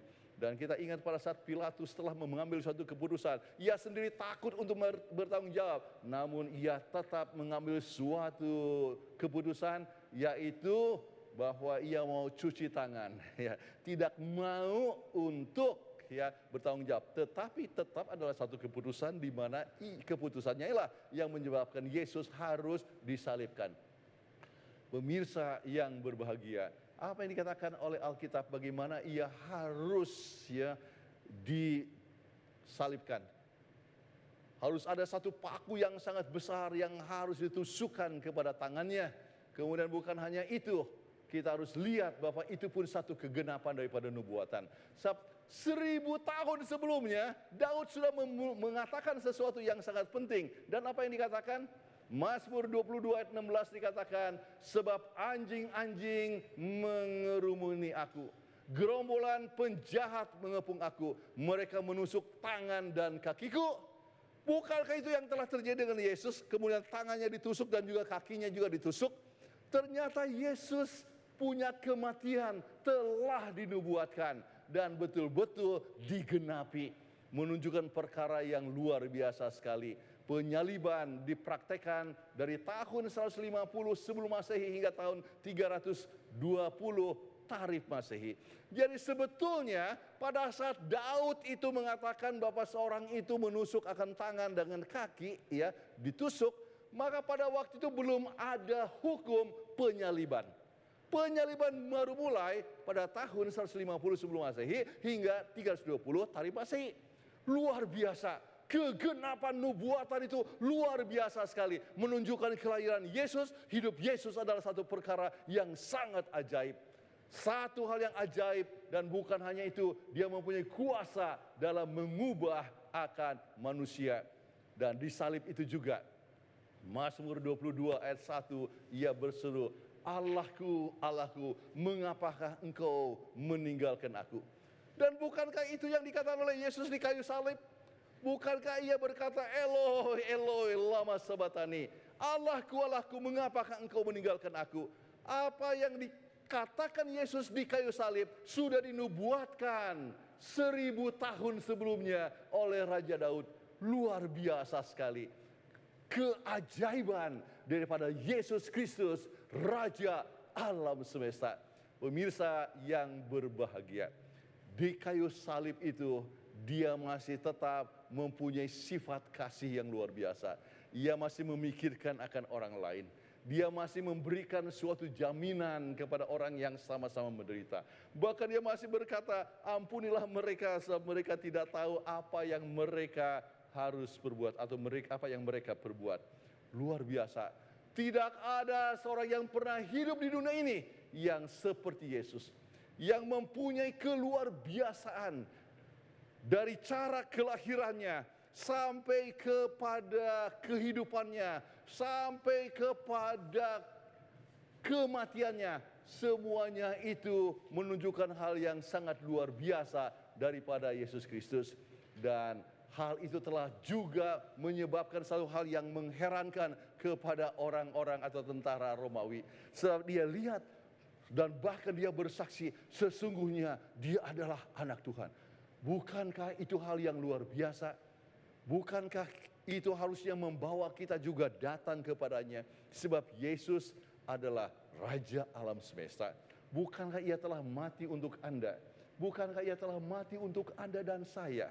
Itulah sebabnya kita patut datang kepadanya dan menerima Yesus sebagai juru selamat kita. Oleh sebab Ia adalah yang dapat mengubah hidup kita. Bukankah Ia mempunyai kuasa yang luar biasa dari kelahirannya sampai kepada kematiannya dan bahkan kebangkitannya. Sebab dalam Yohanes 11 ayat 25 dikatakan, jawab Yesus, "Akulah kebangkitan dan hidup. Barang siapa percaya kepada-Aku, ia akan hidup walaupun ia sudah mati." Bukankah ini merupakan suatu jaminan kepada kita masing-masing pemirsa yang berbahagia? Bukankah Yesus sendiri yang telah mati dan Ia telah bangkit? Itulah sebabnya barang siapa yang percaya kepada Yesus, ia tidak akan mati. Walaupun ia mati, dikatakan ia hidup, akan hidup walaupun ia sudah mati. Kenapa hidup? Oleh sebab kematian hanyalah seperti tidur saja. Akan ada satu masa yang luar biasa pada saat Yesus dibangkitkan, di mana kita boleh hidup bersama dengan Tuhan untuk selama-lamanya. Luar biasa sekali apa yang dikatakan oleh Yesus Kristus. Karena Kristus hidup, Ia dapat mentransformasikan hidup Anda melalui rohnya. Inilah satu hal yang luar biasa. Kita punya kehidupan dapat ditransformasikan. Tidak peduli kejahatan apakah yang Anda sudah pernah buat. Tidak peduli apakah Anda sudah pernah mencuri. Apakah mungkin Anda sudah pernah tidak setia dalam hubungan suami istri. Mungkin Anda sudah pernah lari daripada Tuhan. Tidak pernah peduli dosa, tidak peduli dosa apapun yang saudara-saudari telah buat.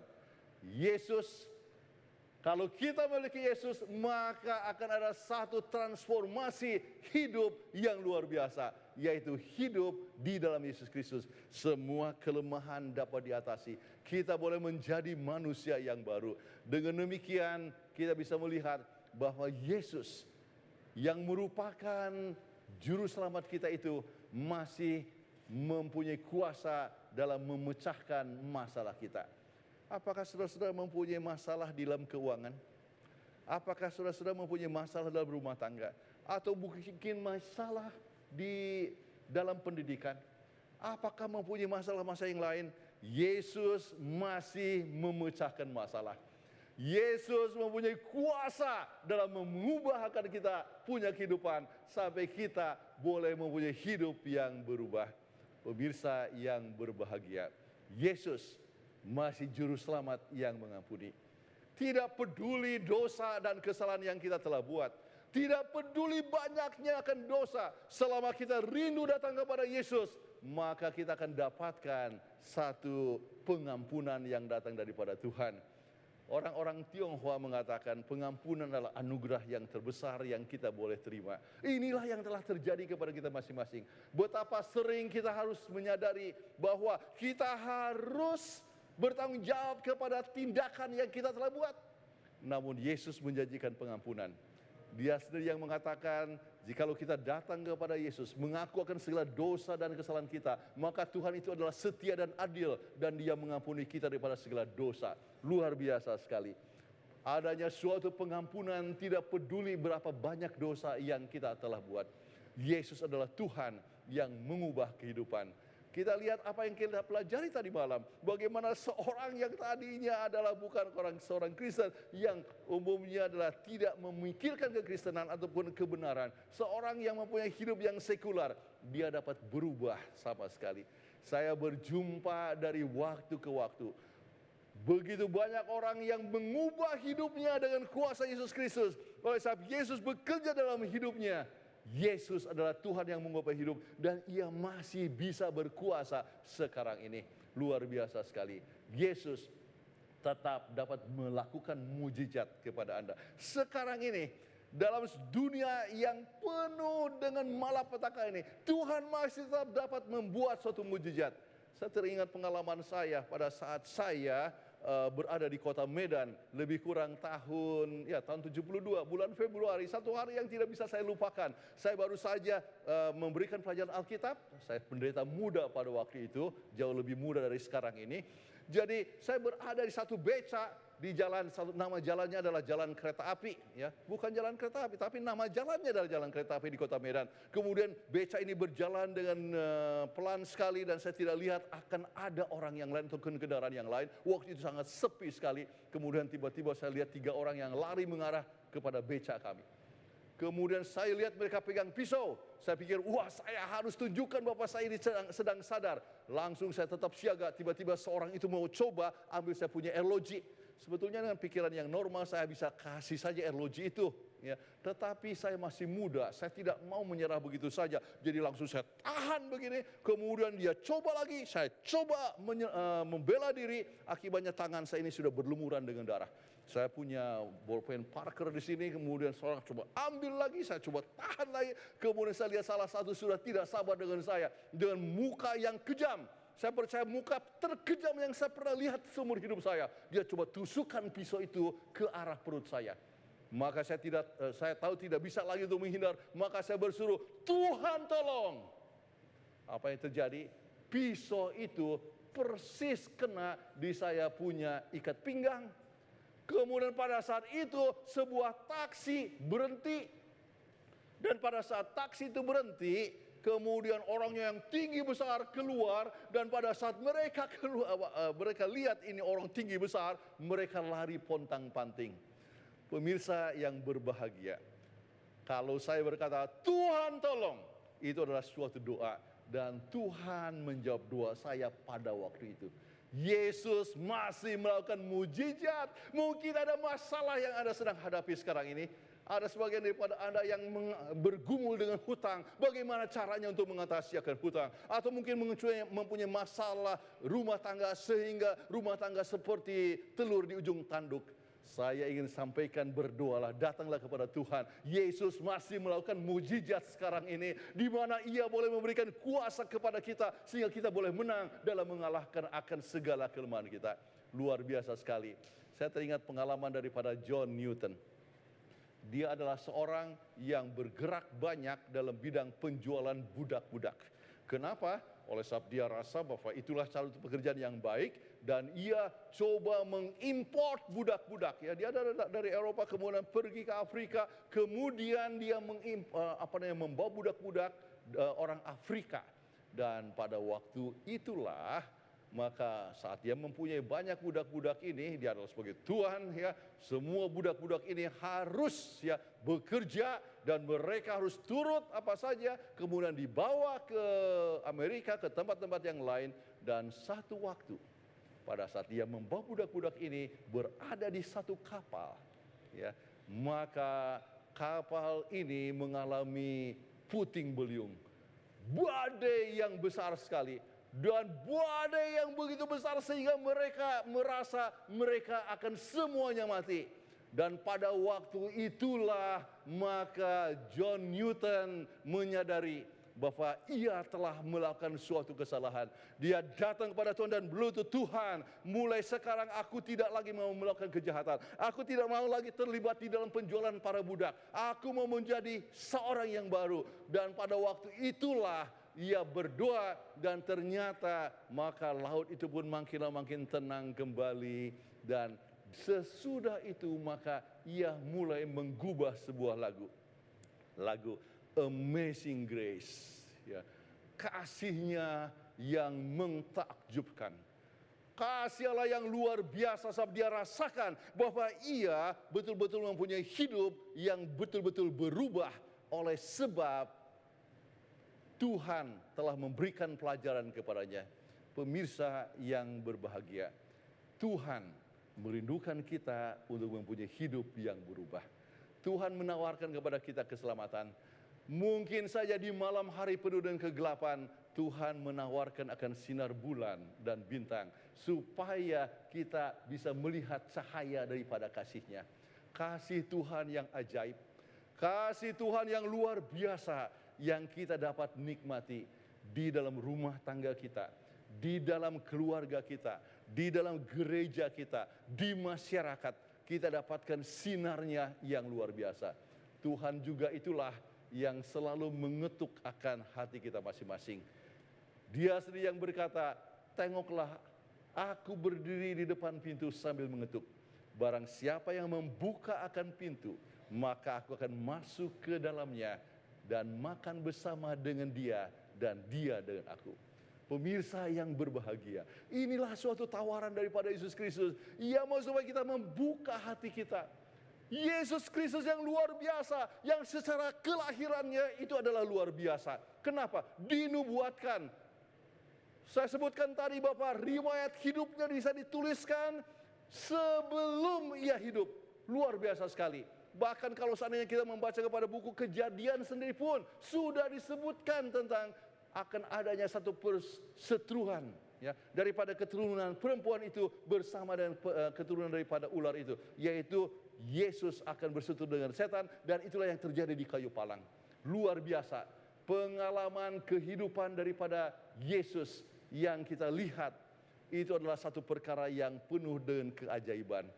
Tidak heran begitu banyak sekali manusia yang rela untuk mati bagi Yesus Kristus.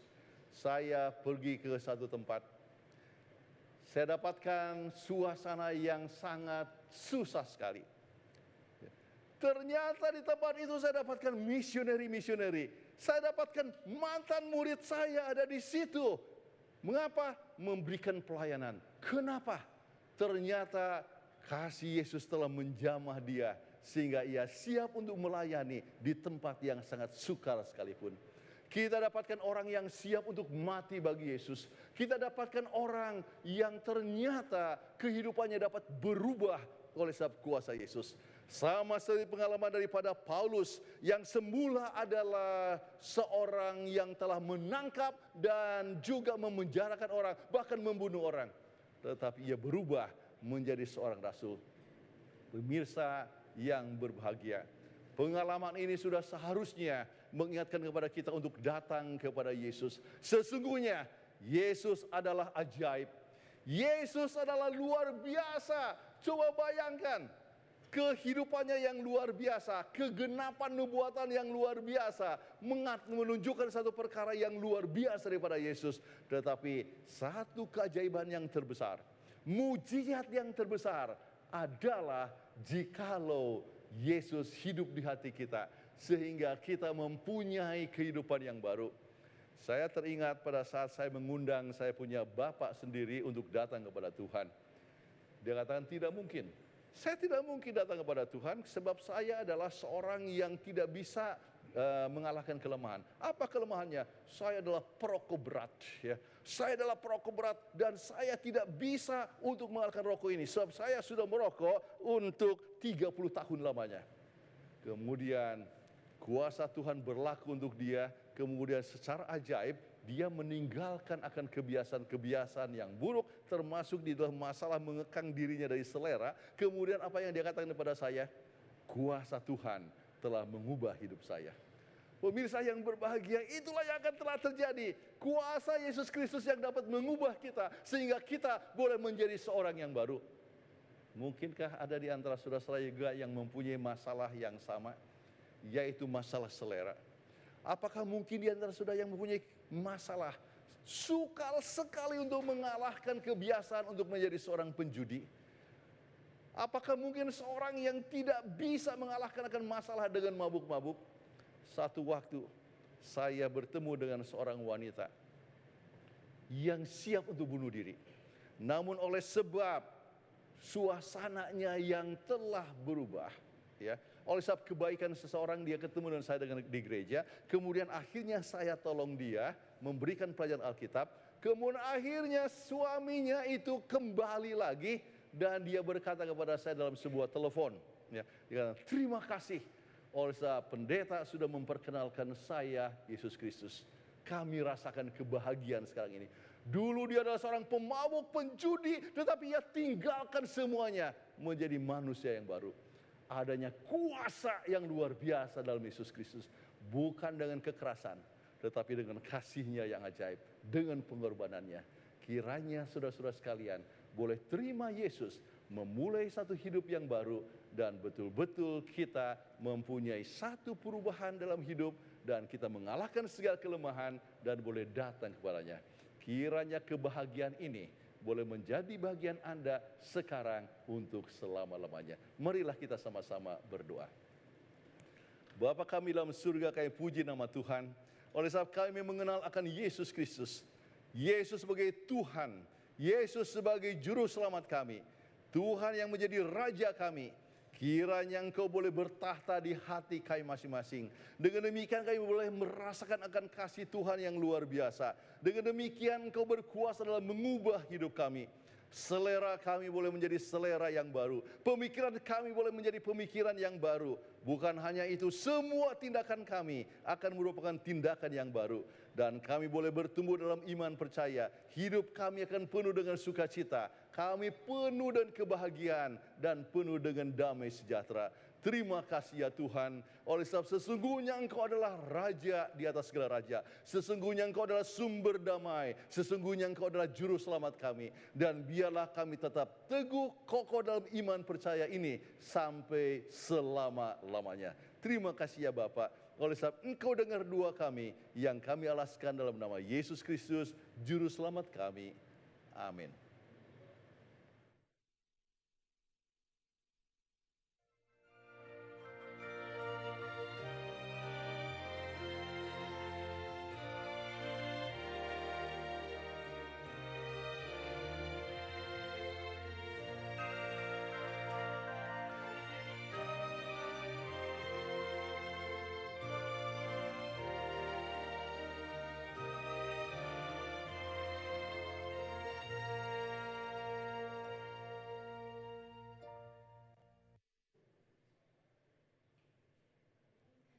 Demikianlah pemirsa di mana saja Anda berada, seluruh rangkaian acara KKR pada malam hari ini telah selesai dan kita akan berjumpa besok malam. Namun, kalau saya katakan sekali lagi Shalom dan di sana akan mengatakan Yesus Kristus adalah Tuhan dan Raja alam semesta. Shalom. Iya, semangat sekali. Bagi Anda yang memiliki pertanyaan untuk pelajaran rohani yang telah dibawakan oleh Pendeta Dr. Jonathan Kuntaraf tadi, boleh mengirimkan SMS ke nomor 0852 1730 1117. Sekali lagi 0852 1730 1117.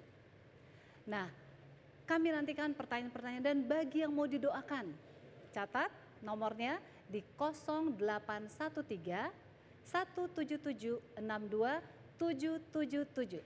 Sekali lagi 0813 177 62 777. Kami nantikan SMS Anda dan besok malam akan dijawab seluruh pertanyaan dan pokok-pokok doa.